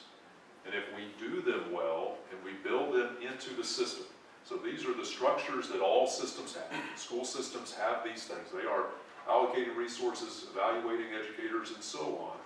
These are actions that are associated with that reflect the implementation of these fundamentals. But what the research says is that when you do this, the teacher feels much more supported because they've got training, they've got aligned resources, they've got a principal who can walk into a classroom and support the implementation of those things. They've got colleagues that are talking about the same things that they're doing in their class. When I was recently in a school district doing classroom walkthroughs, I just was fortunately invited in. It was a larger system. We were in kindergarten classrooms, and we visited quite a few. And what I saw was very, very different teachers. Some, you could tell, had been there a while and were veterans and experts in what they do. And there were a couple who were pretty new, and they weren't as strong. I mean, that's just natural. You're going to see that. But they were all trained equally in structured literacy. We were looking through the lens of literacy specifically. And they all had excellent aligned resources, and that shrunk that gap. So those kids who had a teacher who wasn't as experienced were still receiving a quality experience in that classroom because of the investment that had been made. And this was a team that was really working on, we get a little bit caught up on the word evaluation. Really, we're just talking about, can that instructional coach, can that principal walk in and support that teacher? Can they give them good feedback and ensure that when they sit down, they're talking about the implementation of those resources? But when we do this, we create a supportive environment for teachers, which is so important right now. Super important. So, as I kind of wrap up and let you start to set those goals, again, we kind of positioned it under our standards, our assessment, how we support teachers and leaders, and just how we grow knowledge and skill of all those different parties and the role of the board in that. And I think we've got a good model that we can stay in tune with the school improvement model. I think we've seen a good process for how school systems and how organizations, entities like a state board, can maybe move some goals or some action related to goals forward. This was just a reminder of what the accreditation model is. And I think Dr. Watson has the next question. And can we take 5? Yes. Yep. Sorry. Let's No, take, you're let's, fine. let's take 10. Since we're, take Let's 10. take 10. Okay, at least Use the restroom. Well, 'cause I'll say take 5.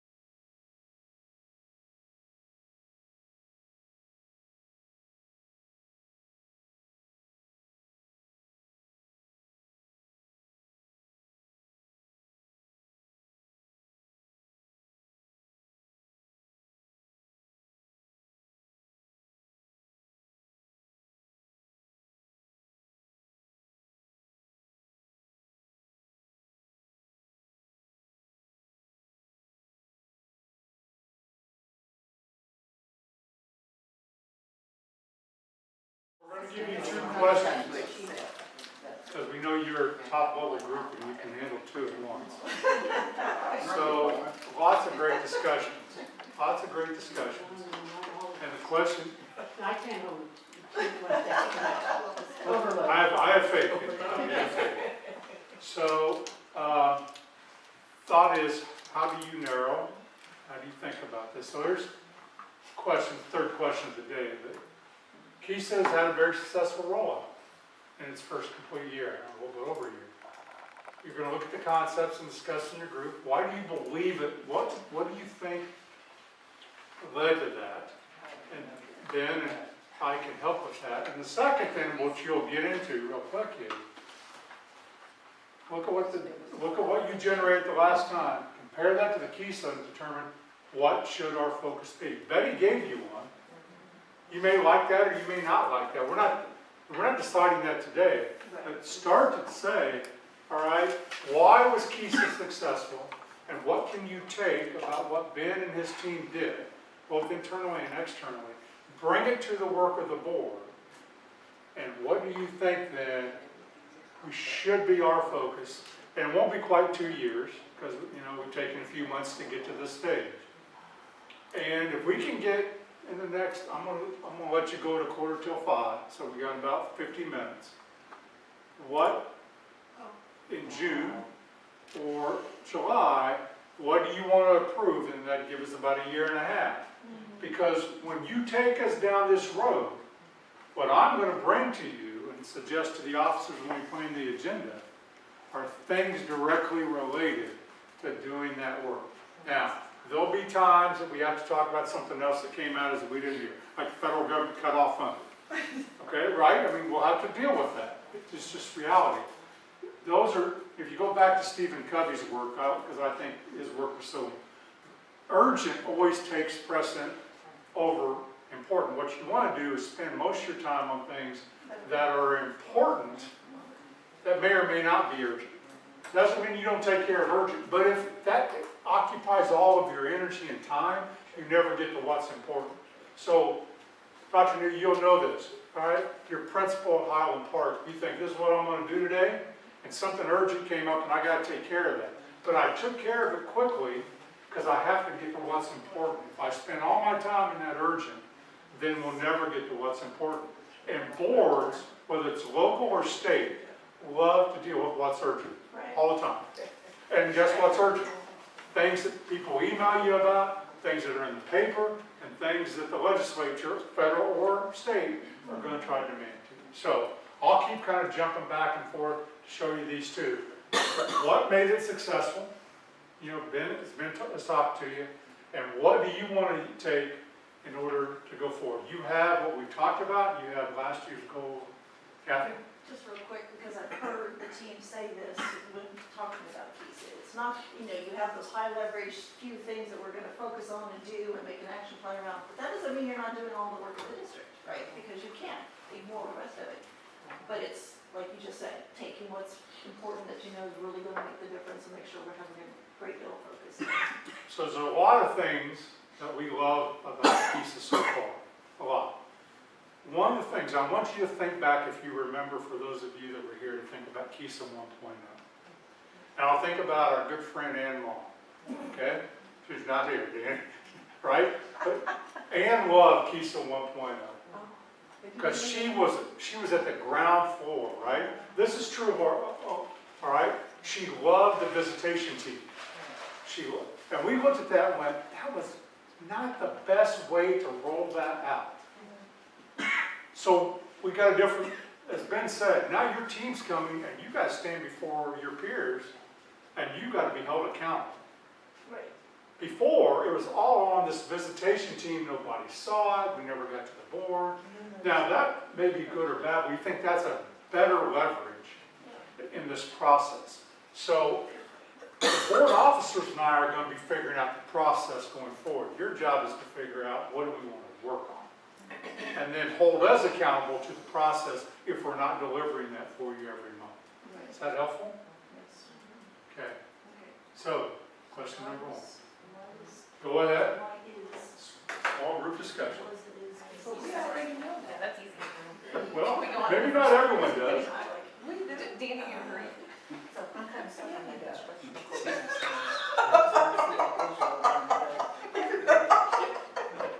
Because the way it's. You have to take into account, maybe not everyone's a high achiever. I read it. Wait, it's okay. Two women in this video, so Melanie goes, I'm trying to read. Danny, you guys. Maybe I'll remember. What it was. Of course he agrees with us. Probably whatever you all Oh, share. look at his face there. I don't know what you got, but Look I at would what's like a called. whole list. I need it. And it's a piece of. Yeah. No, I do feel I Jay. You go to questions. Okay, that's what it's like. And I need to just come up Yeah. and sit down with me and go over piece of one, piece of two. So I can see where the change is. Well, I need to know what it was about. I really, Just kind of, it honestly, it's so different. So it's just concentrate, I need to get how they set up key sits. I'm not in education. It's the first time I've heard of that. And I can Google it. It's so much harder. And I mean, Parents are set that they want it. You can't, but it's okay if you pick that. I may not agree with that.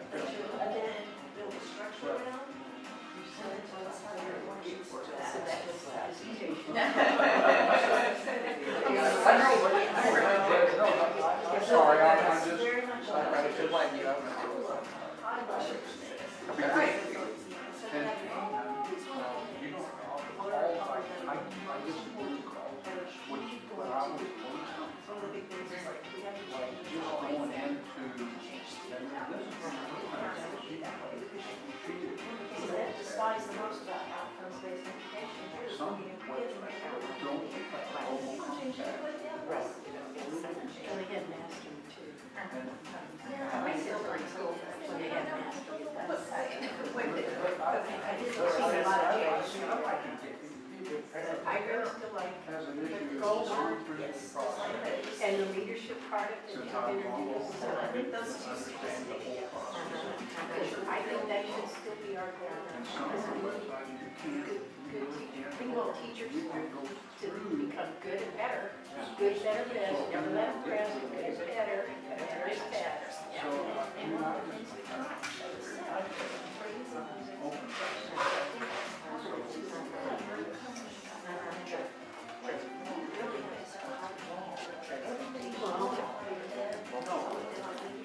Right, that's right, you're right.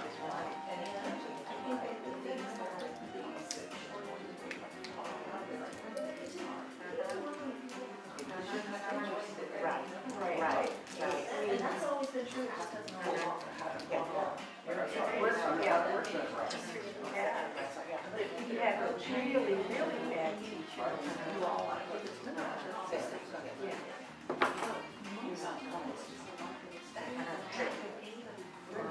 True. Confidence. True. Years from the class, make it a difference. True. Being supportive, 100%. Right, I agree.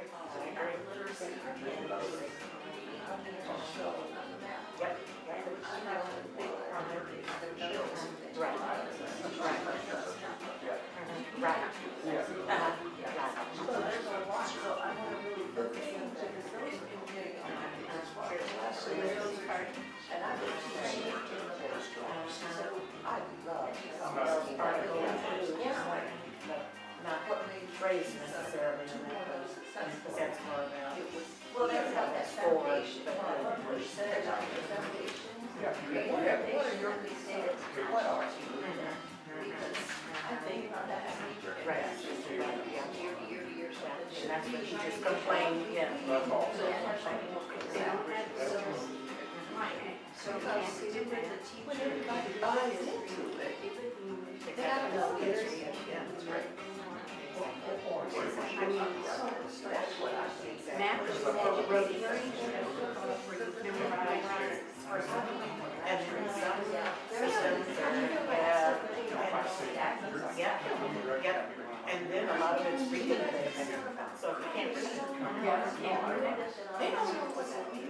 two things on weekly engagement, but I'm gonna have a conversation to someone who is starting to graduate. When we had UMass, I remember that was an opportunity for parents to check out. Because of all the meetings and the other kids to know when they got computers. They got much better than parents to sit down with their kids and help out. I like to see the questions. And now everything comes by email. I don't even know. You know, I think it's, one of the areas for me. I like to walk into that foundation every day and proactively look at that. I really. I don't. Let's first, That people who say I was so can't do that. predominant when I did that. Because then if that kills kids, they're allowed to, so that they can explain it. That's what they rather than just work on problem.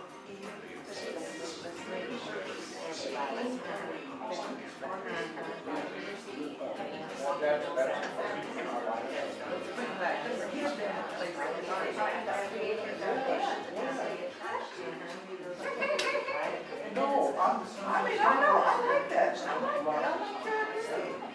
Trying to keep that confidence. Damn, that's scary. You called me a big word. Is that? Say really loud. You know what, you may want to get right in front of the camera.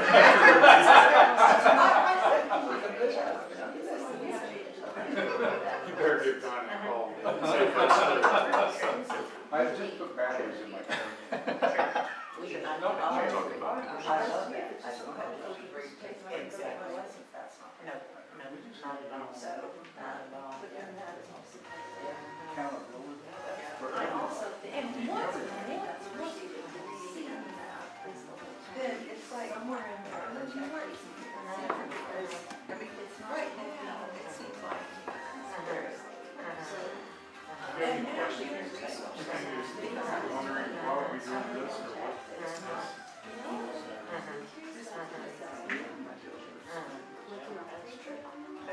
No, it's 2.0 more about a year and a half into it.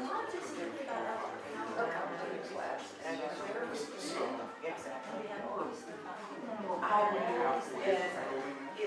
we're going to You need to say it. but it's completely different. That's a really good. Both in terms of content and. Oh, no, you're good. Now it's got to be a place where we struggle. What they said they were going to do. And then there's a real family students. And when that starts to happen, Do you think you're gonna start Yeah, you sat here. concerned that I the don't kids know over almost the county. technology world are good? Yeah. All right, down to 4-year-old, yeah, they're like.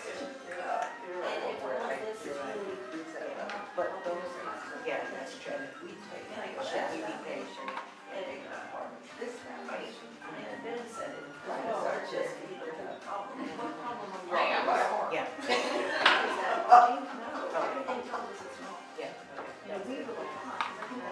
So I can do that. So 15 years off at a certain fence, yeah. 4-year-old. Oh, yeah, yeah, it's the same. Yeah, But the truth is, it's very important. even for adults, yeah. Getting the kid in the brain, that's really the teacher. That's true. That would be a bold stand, but I think that we have some support I'm sorry, ma'am, we don't have a question. I think again, We answered it. Because at some point, we're gonna put the two groups together and see what the two groups. Right. Expression is, yeah, that's true. So I think I would. Did you say we fold it into the instructional part? That's a copy because the stuff.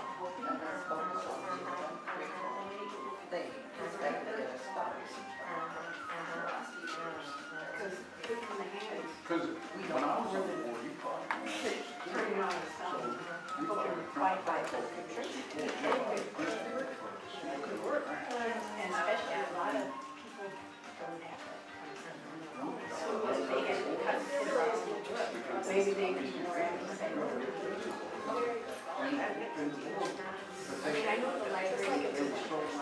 Oh, yeah. But I know parents will listen to them. Yeah. They should do with it from Belmont into the home and teachers aid. Oh, yeah, and they were in school all day. Well, I used to have one daughter. But maybe if we said, It's one day way of showing how to step away from us. It didn't involve us, you don't know what our thoughts are. You know, So that, you know, reading at night is not a bad thing. And we want their, we want teachers to teach them more than they need to read it. They can't always, And also you start building everything they want in school. Parents come in to, you know, they can set up what should be occurring. you know, we, for so, them. you know, just, I'm gonna give this. They have that.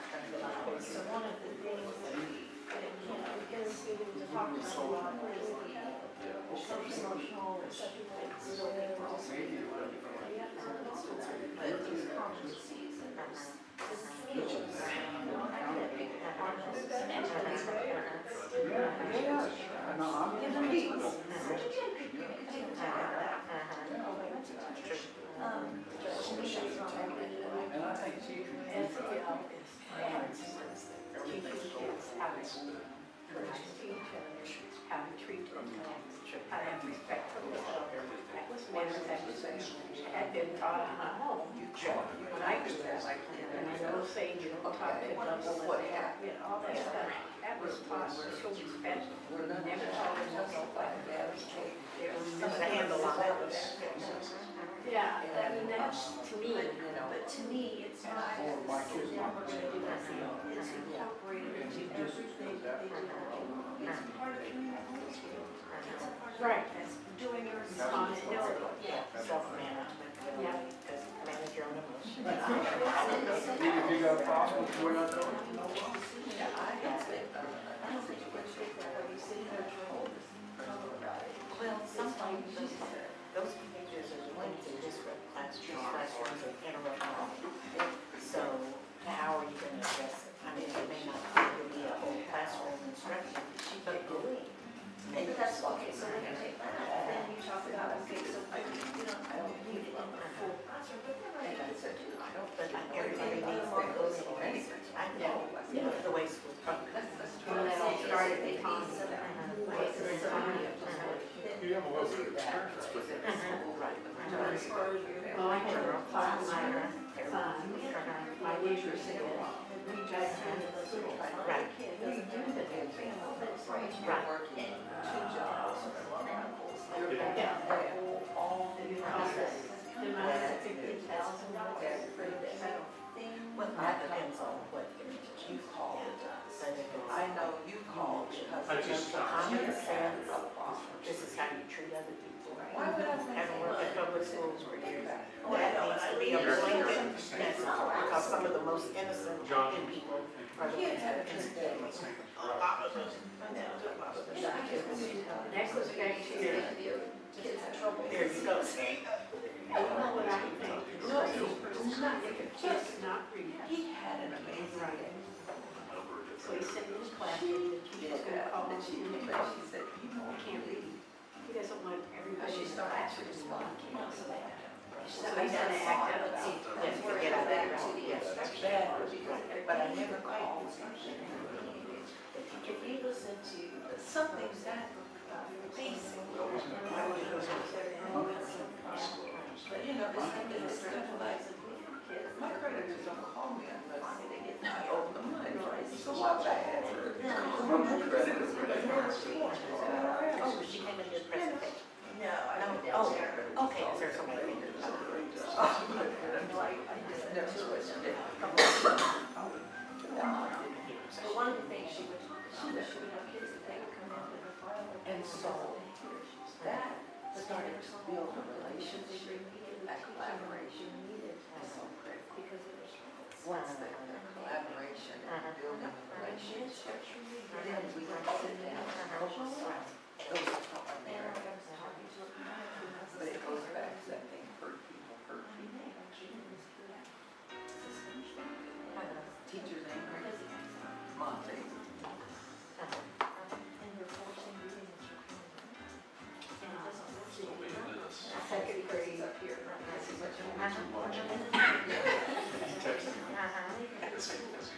But I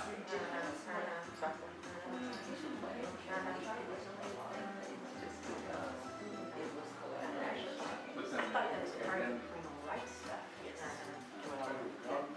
Dennis is watching. I mean, I thought that was, instead of short, but second grade, it was too much. I know they think it's, but I have not with that, but yes. I said that's for kids. And I would like to see us implement it, so they're all shift from music, so that we're using more of those mini tests. I know that's probably not. Right, and educating one of those things. Really concerns. The Because getting screener to the mini test, to the formulas, to the, because understand what you're looking at by both levels, state and and this is what. that's why we can't get to what Michelle wants, is Michelle just, let's go to the grades, we can't. And some of that is because at both levels they say, we want some accountability for our money. And this is how we can get, in a very simple way, some accountability to our money. Regardless. No, 100%. Yeah, because it's completely different than what's going on in the world. And even some of those things that they say when they regulations, we say, argue, we still have some conversations. Nobody wants us to. No, I brought it up. You have a third grader. It's supposed to be, he's at third grade, he's taking a he's gonna fail. Yes, the lady said, yeah, they can take Many problems. an eighth grade assessment test because he should be in the, he's at the third grade level. So, and he's gonna fail. Well, they can just account for it. Yeah, But it's not happening yet. no, he needs the third grade. I would give him the third grade assessment, even the fourth grade. I'm gonna give you 5 minutes, and we're gonna put the groups So together. you could. So you'll want to be able to say, this is what we're thinking. Yeah, because this is. Okay. Since you're the one. So I'm gonna give you 5 minutes. Think about what, because then we're gonna put the groups together. And then what do you want to tell them, what do they want to tell you, and then see if we can go down some. Give me 21. This one. Yeah, so I think if we focus on literacy, is that, you said that was the building, and then the literacy, math, literacy. That's working on starting. We're just gonna give that three. Yeah, we're hoping to go three. It's probably best if we, and that doesn't mean we're not gonna do that. Yeah. But it's like, trying to find this in, that we can truly leverage something. I sat in a class, yes. Changes us for students in the end, right? Doesn't change for the teachers. That's the It's reason.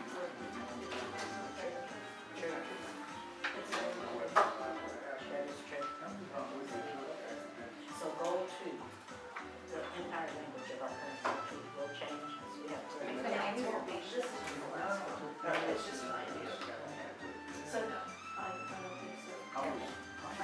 Literacy. Because so, because over here in this, here we talked about strong literacy, you know, I mean, that's all through this one. So you could kind of, Academic foundation. yeah, somehow that could all, and what's short, and you can have a whole, the resource allocation, you can have a just, is it healthy? Is it really a high quality thing? Over here is that literacy and academic foundations. So it's kind of like a whole space further, Yeah, no, it was good. We purchased, regulating the purchase of technology. the schools why we focus on these things. When I say simple,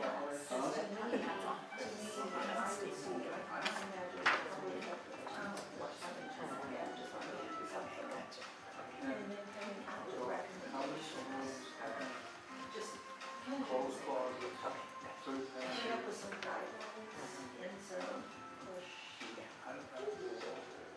They could go back to the old college, you know, the kids, And the local one. you get so many. I mean, those are.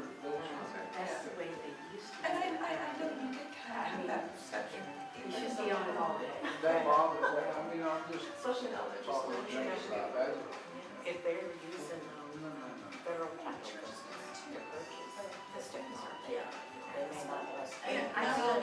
church. That's what Well, I'm just saying, that might be the easy out, yeah, But- if that's not in the budget, which supposedly, for the main resource. It's a requirement for me to charge, but I feel like it's a conversation, so we're gonna have a conversation. It was like right when I was starting at Well, that's why I think I should do it early, because it's not that conversation. The reason, But the thing is, this is what I was thinking on Sunday when we were there. And it could be. Somehow you just hand that. Right, I view it as an investment. that's how I'm gonna. How? And And it's, it's not proven. and it's definitely part of the, leadership structure. When they don't want to do it. Okay. Because we have the breakthrough science now, and That church, partnership, it's not as they made sure everything had names for it. And you gave me the what the first time. I That's didn't so hard. forget. Oh, Work on that. So ever since it's been like, what? Kids writing letters don't work on it, but never had a new So supposedly we can say, But when I went to that church, they could thank everybody, almost have this, prayers, even I thought it was just God, agendas, that presentations, you did that as a church. But what you don't really planted a seed, and if we got that, that then our our board, board, who never had a new bicycle, And have a rational, that would be something rational, that they can yeah, fix reasoning behind or forever. whatever. That. 1 minute. Their security disciple or something. Get you all together. You may never see this seed to fruition, but it doesn't mean that take place in the fact that this was his word seed. And that's the thing, that when we talk about it, it takes a village. It takes a village to educate. It's a church seed, they can't do by themselves. There are things that schools do, they can't do by themselves. And if we understand that there's enough work for all of us, Schedule is not, that's part of it. I'll make that your husband. That's true. Yeah. No, that's true. What happens is, the time when I see it, it's not run by the school, the cell phones. That would be great. We need to make it a kid. And then we're not able to talk. Not on text, they across. yeah, I guess. My husband was at my front room, and then he put it here, and he said to me, I told me, you could have hollered. Yeah, I mean, that's what they saw. No, I There's was like like, the other yeah, thing they they did was, the kids aren't allowed to use their tiny buttons, they still have lockers. They shut down all the lockers. They don't close the lockers. And that caught down on a lot of conflict. Kids weren't in trouble, they weren't. You know, I haven't heard So, that I mean, they would have lockers that in washroom rooms. They would put lockers in one of the there. things Oh. that's a good one. They're like, they're on the side. because of now the teachers watch all the kids are They fighting. Yeah, that's true. Yeah, because it made them, they had, like. Okay. Two rows against the wall.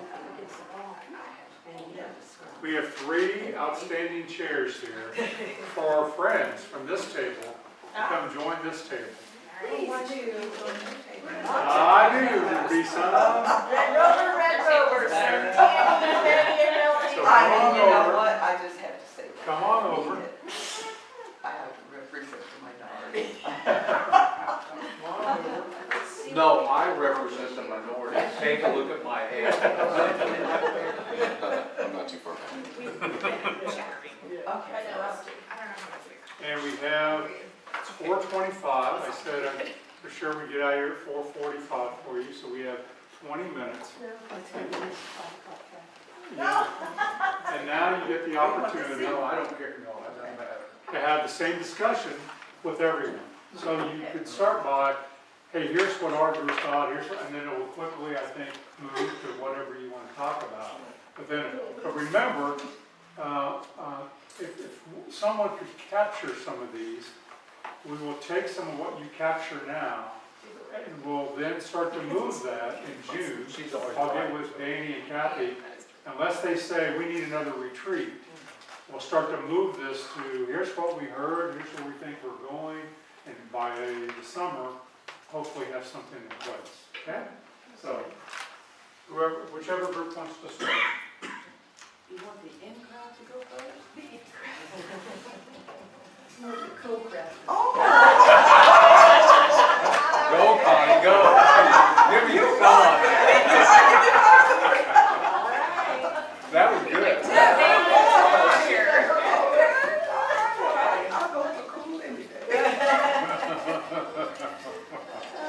Well, we're definitely sitting in the teacher leadership. I mean, to me, you just can't get away from it. So really wanting to continue building on how we support. I think that does take us into higher ed to some extent, you know, what our candidates are getting, but also our leadership as they're getting those licenses. What kind of training are they really getting in order to get the next license? And just look at all of that and see what we can improve things to just better prepare. And of course, the ones in the field continue, I believe, push, whatever it takes. We just need better. We need our teachers supported so they can support kids. But we need to support leadership so they can do that. Say a little bit more on the license part, so it needs to include something specific. Good, better, best, never let them rest, because it's better, it's best. Good teacher, what I'm better teachers and best, what are the best. Well, but it has So to what's the detail? require. That's general, but what's the detail? We talked a lot about literacy. Well, that's We what I talked think about that's- skill literacy, we have to literacy and numeracy. We Yeah. talked about that, because those are the two foundational areas where we really have to focus on if we want our students to, the outcome to be successful learners.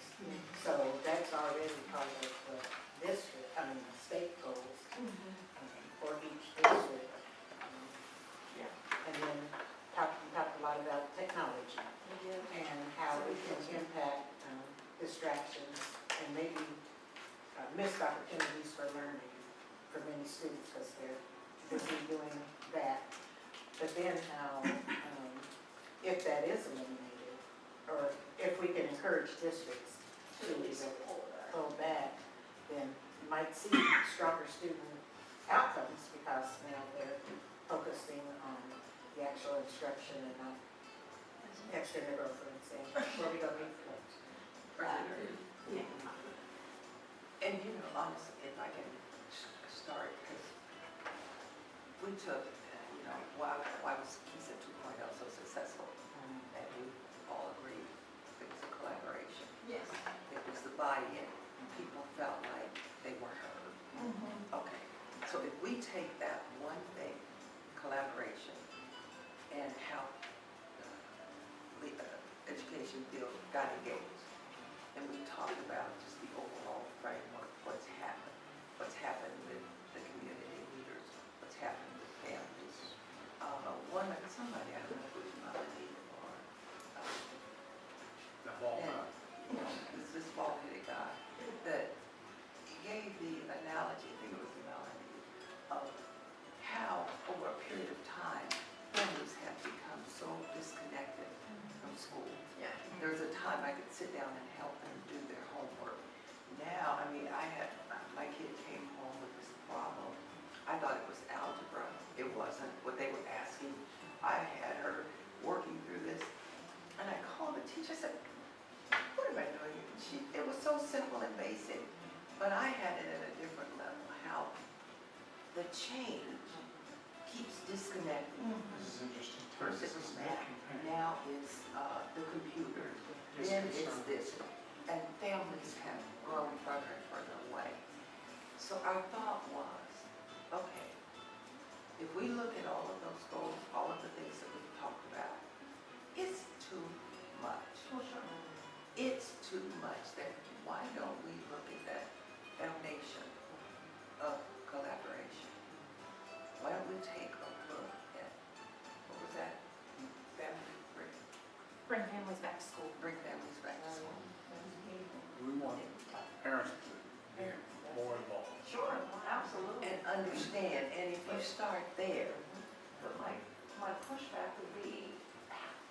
is that really good around control? We can encourage that, we can do things in that, but we can't control families. He's saying. And we can't control it. We can, you're right. But But we have more there, ability. there will be some that won't, and I gave them. And I don't know how you're. I gave the example of one of the schools, in my district, English learners, how the families, they allowed, when they came, not only did the kids need to learn to speak English, but their families did as well.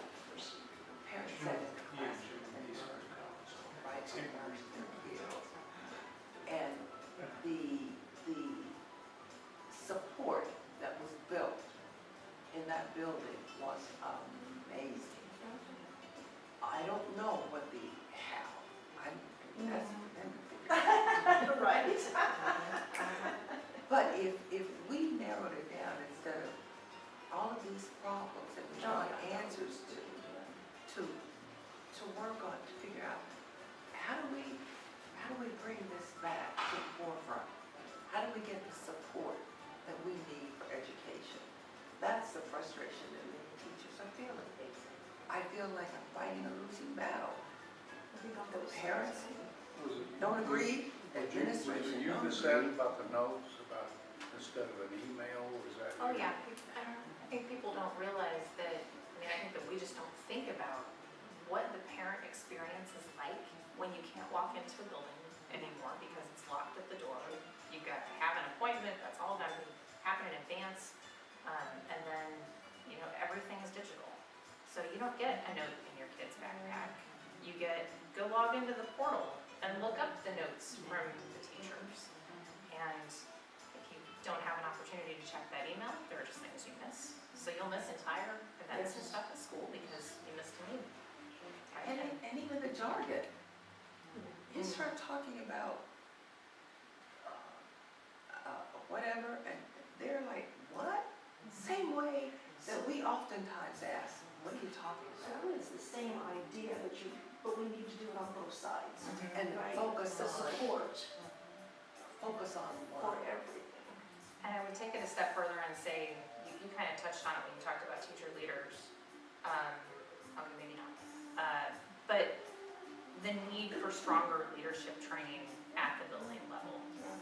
That's Yeah. where I'm exactly at. And so that was kind of where I was driving when you were talking about license. I was like, is that the direction you were headed? Because that was one of the things that made my list was, how do we provide an environment where our leaders in buildings are coming in with that training and actually leading? And that can be Not a coming in licensure and- issue. It could be licensure, yeah, but That's they're where not you just dictating, saying, you do things this way, and then No, you've no, I'm got this. talking more training. Yeah, That whatever they're doing to obtain that next license truly matters and is helpful to them.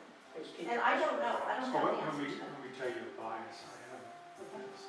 So do you know, if I'm a teacher and I want to get my building level license, I don't know what it takes. okay, and that usually may be a master's degree if I don't have one, but it may not be, right? So where am I gonna go? Where am I gonna go? To some college Yeah, but which college in Kansas? in Kansas. Well, if I stay in Kansas, most of them, Most people can stay, yeah. you go to Washburn. What's cheapest, what's easy? 48. This is what they tell me. I'm going to what's cheapest and fastest, because I got a job. I'm gonna do all this work. They're gonna go to college. Right there, Okay. online. Then, when they get out, they say, but I wasn't prepared for what I had to do. It was all online. It was all online. And my advice is, well, how do you gotta have discussions around these scenarios that you're gonna find, and then how are you gonna react, or you don't get enough cycle in it. And it's really hard. That's just something to think about, as you think about teacher preparation. But, so we're saying, okay, to be a leader, you have to go get a master's degree in education and leadership. Well, maybe us free enterprise people know how to run a business, and the school is a business. And we may not know the education part of it. You have to know the law, education law, you have to know how to manage, so you have to take finance, you have to know how to supervise staff, so you have to take teacher supervision. I mean, there are specific sense of courses that you have to take to be a Very good. building. But like you said, it's How all do you for do? lunch, you're not even doing. Some, yeah. No, Yeah, that my daughter did 4 yeah. days for her master's, and they would have group discussions. The teacher would assign group discussions. They'd have group papers they had to work on together. So they do have, even if it's online, you're having some group contact. You may not be in the classroom, but she did. She did it. She got her master's in special education, so she could teach special education. But as far as I'm concerned, that was a wonderful program. She could go back to the school and visit, go into the classrooms and do that all, if she wanted to. But everything was right there. It's finding the right program. And maybe 4 days is not the right one for everyone. I know KU and all the others have all those programs online. And when I went to school, I did an online course, but we had to go to class 1 day a month. Go to a class after classroom. So there's different ways they can do it.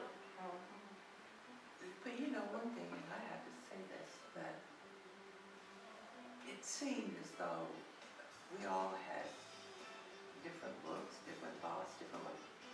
But think about what's happened here when you sit down and there's this collaboration and we're talking and I find out your ideas are not so different from mine. You said something different. You said it a different way, but when we drill down, we have more in common than not.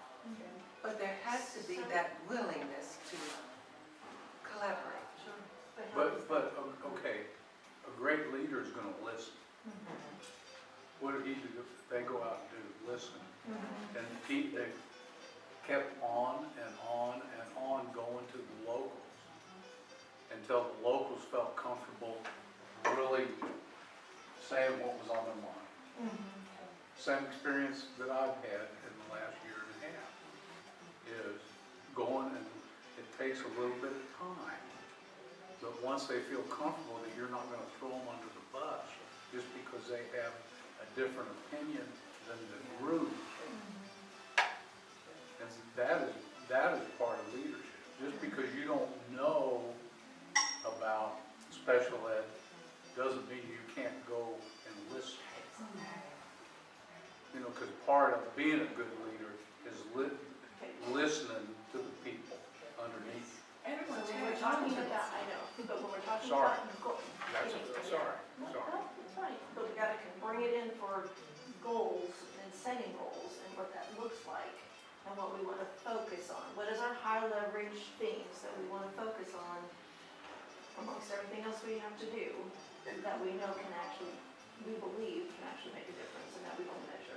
So, If we somehow get parents involved, I know, parent involvement I is mean, huge. That's why I asked, is there some kind of training? I'm sorry to be you can bring to off on that, the but facility? if we could get the parents That is involved, the bottom One of the Somehow. things that somehow, or grandparents, or great-grandparents. on listening sessions, and this was before you got involved on the board, I would go and I would do all the listening. You say, okay, families come together, we want to hear those things that are a concern. And I bring up a concern and it's dismissed. I'm talking about, which is what KSDE 2.0 did.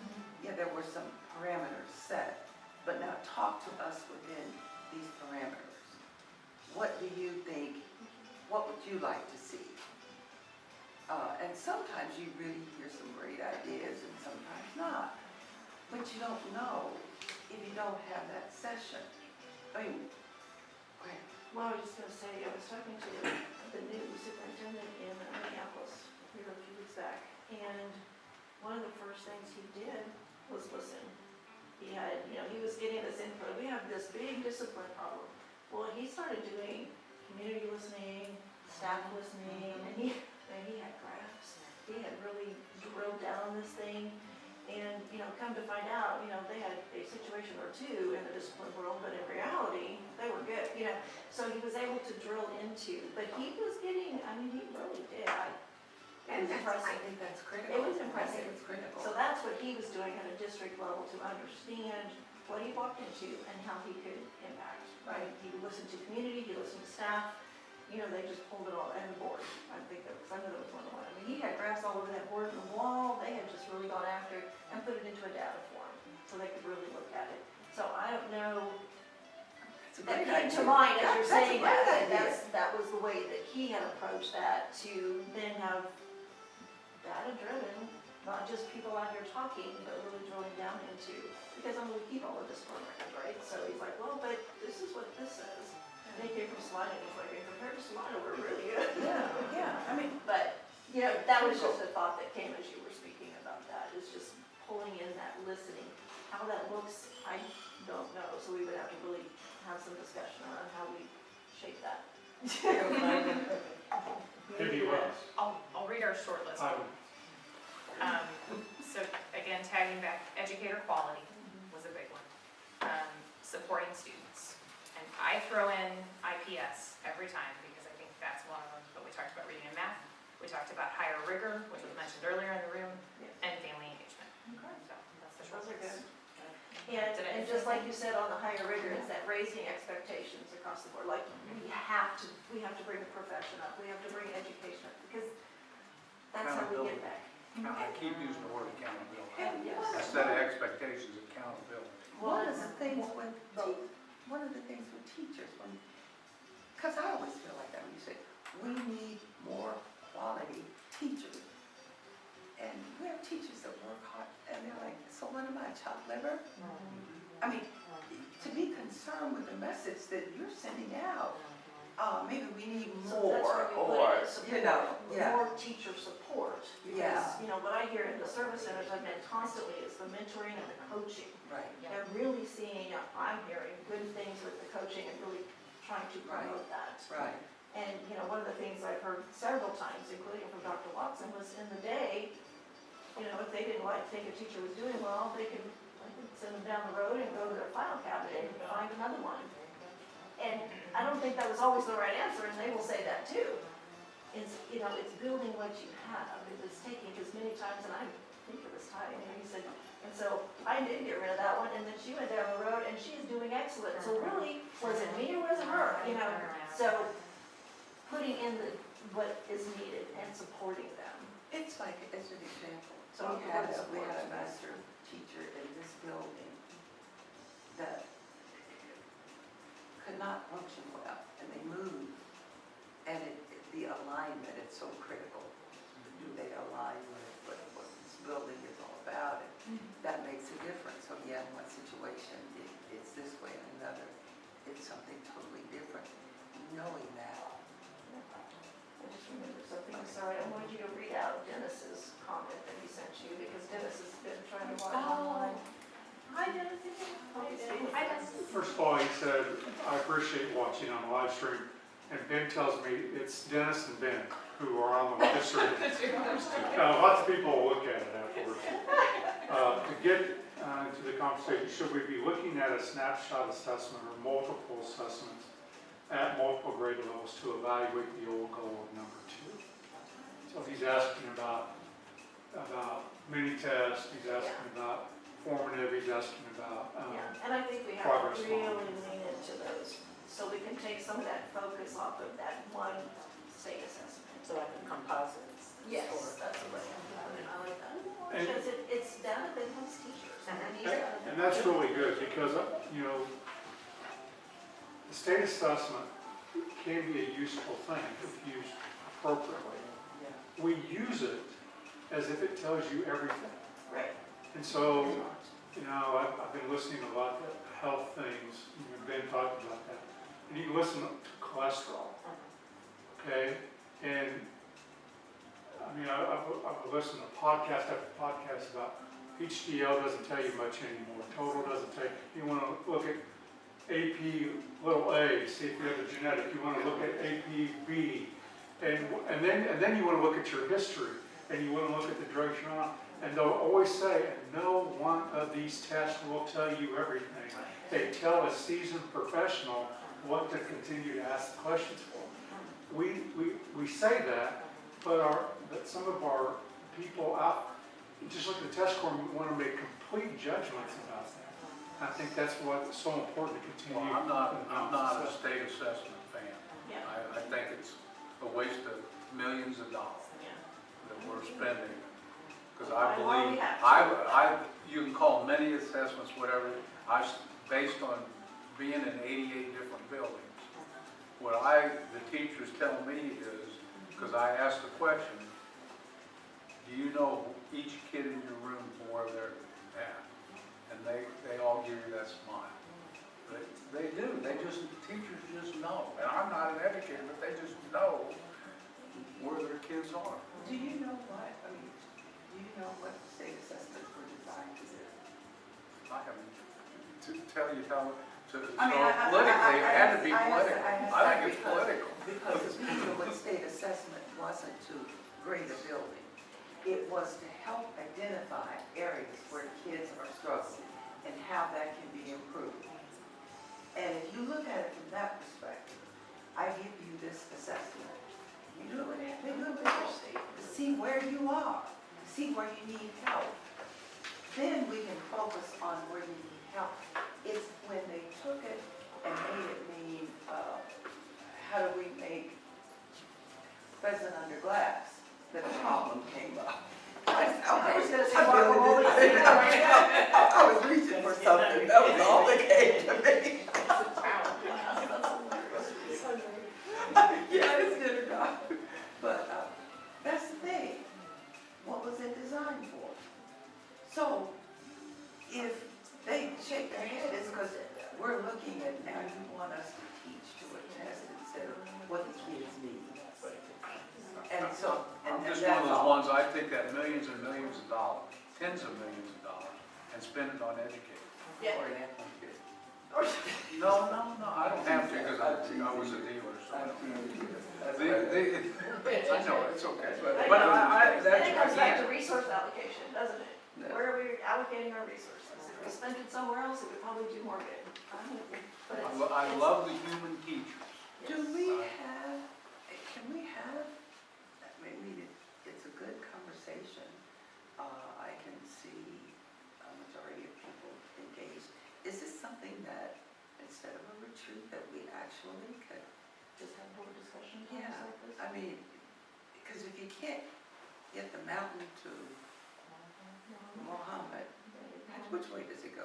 The mountain never moves. The mountain never moves.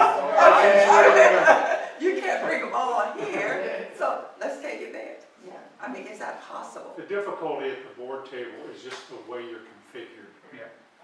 You're not here having that discussion, but yeah, We can move our chairs. you Yes, can we move can. your chair. And at the end of Wednesday, make time, build it in, and just turn it into a 2-hour discussion time. Absolutely. Make I mean, it a that's very short, make it a very short agenda. Like on Wednesday. And she said 1 hour. Or less, or less. And have that, while you are here, Yeah. that's called a captive audience, to do that, because Lock the doors. we can't do the mountains. Keep them in. Yeah, the mountain's not moving. Yeah. So, That's what Steve- thank you. Thank you for today. Thank you. And I think you're just at the point right now, you're going, okay, this is gonna be really hard to do this focus and then do the work. I do want to step into the IPS conversation though, really quick. Because several of the conversations I've had out there is when you take into account the new high school requirements with the asset list, which can be changed. That's our deal, because it's not built into the regs, it's just, it has to be 2 from the list that the state board approves, right? And there's quite a few schools, and I wish I knew how many honestly, that do a senior project that really encompasses all of that, and it doesn't. Dee and I just saw senior capstone projects last week. They were amazing. If you've done that But commercial, are you those wouldn't be just having for this those? talk. They're just for the capstone. Yeah, I'm just well, I'm saying. talking about districts that I've got, that every senior in that school does it. And it's, it's gonna be a little different, but I know there's several out there. I wish I knew how many, because I think it's more than I think there is. But it definitely encapsulates those asset lists, and then it gets the kids exploring into different things. Some It's districts in are the doing community. it great. The ones that I've talked to, they're in the community, they've got community leaders coming in and helping, like, it's just a really interesting concept, so maybe we play with the whole idea side, is what I'm saying. I don't like I'm, ideas. I'm gonna let him I- use his I'm- standard I'm line. very- I know you don't. I didn't. We're talking I about did initially. exploration though. Do you wanna say it, What or I want me know- to say it for you? Go ahead. Some districts do it really well, Yes. and some districts, a Throw in lot front of of room for zone. improvement. Yeah, yeah. So And one of that's the, not okay. one of the things that I'm thinking of as you talk, won't just be what do we do? There may be a component of the goals is what do we take away? Yes. Oh, yes. Okay? We have to look at the What, price. let's just use that as an example. Is Zillow getting in the way of a good? Yes. So I don't know that, I'm not answering that, but what do we take away that you have control of? You have influence over the federal and state laws, and we can talk about that in your legislative priorities. But you have a lot of things that you control within regulations that you can, And we're do going or to take be away. looking at those. yeah. All of them. So the question, Part of supporting educators is looking at the regulations. I showed this last time to you, you know I love it, is are we in the right force? Right, it's what I've been talking, are we using the right levers to get the desired outcome that you want? Yes. And research will give you some indication of that, and then you have to analyze and get feedback from both the practitioners in terms of the process, and look at the data in terms of the outcomes to see are you moving. So, Danny, in your world, it would have been, what are my employees telling me about what we're doing, and how many cars are we selling, or how much are we repairing? Right? I'm looking at both, but both are valuable, right, as you look at that. So, what we will do is take your notes, and we will put this together for you, start bringing it back, and maybe I'll talk to Danny and Kathy, maybe what we do, Betty, is just what you said. We'll have some presentation, maybe on Wednesday, and then after Wednesday's over, we'll talk about, are we getting close? And then, you know, from there, So then I'd like to bring our research and evaluation team in, and actually say to you, let us help you design this. Right, so that really is exactly, we can help monitor and make sure that you get out of this what you want. Does that sound good? Thank you. Now, you got 2 long days ahead of you, so you need to go get refreshed tonight. No, I'm not talking, no, Gray we're goose not martini rolling out the rug, no, A it's little not. bit of dirt and blue cheese olives. Have a good evening, we'll see you tomorrow, thank you. Can you stay in the Oh. session? Kathy?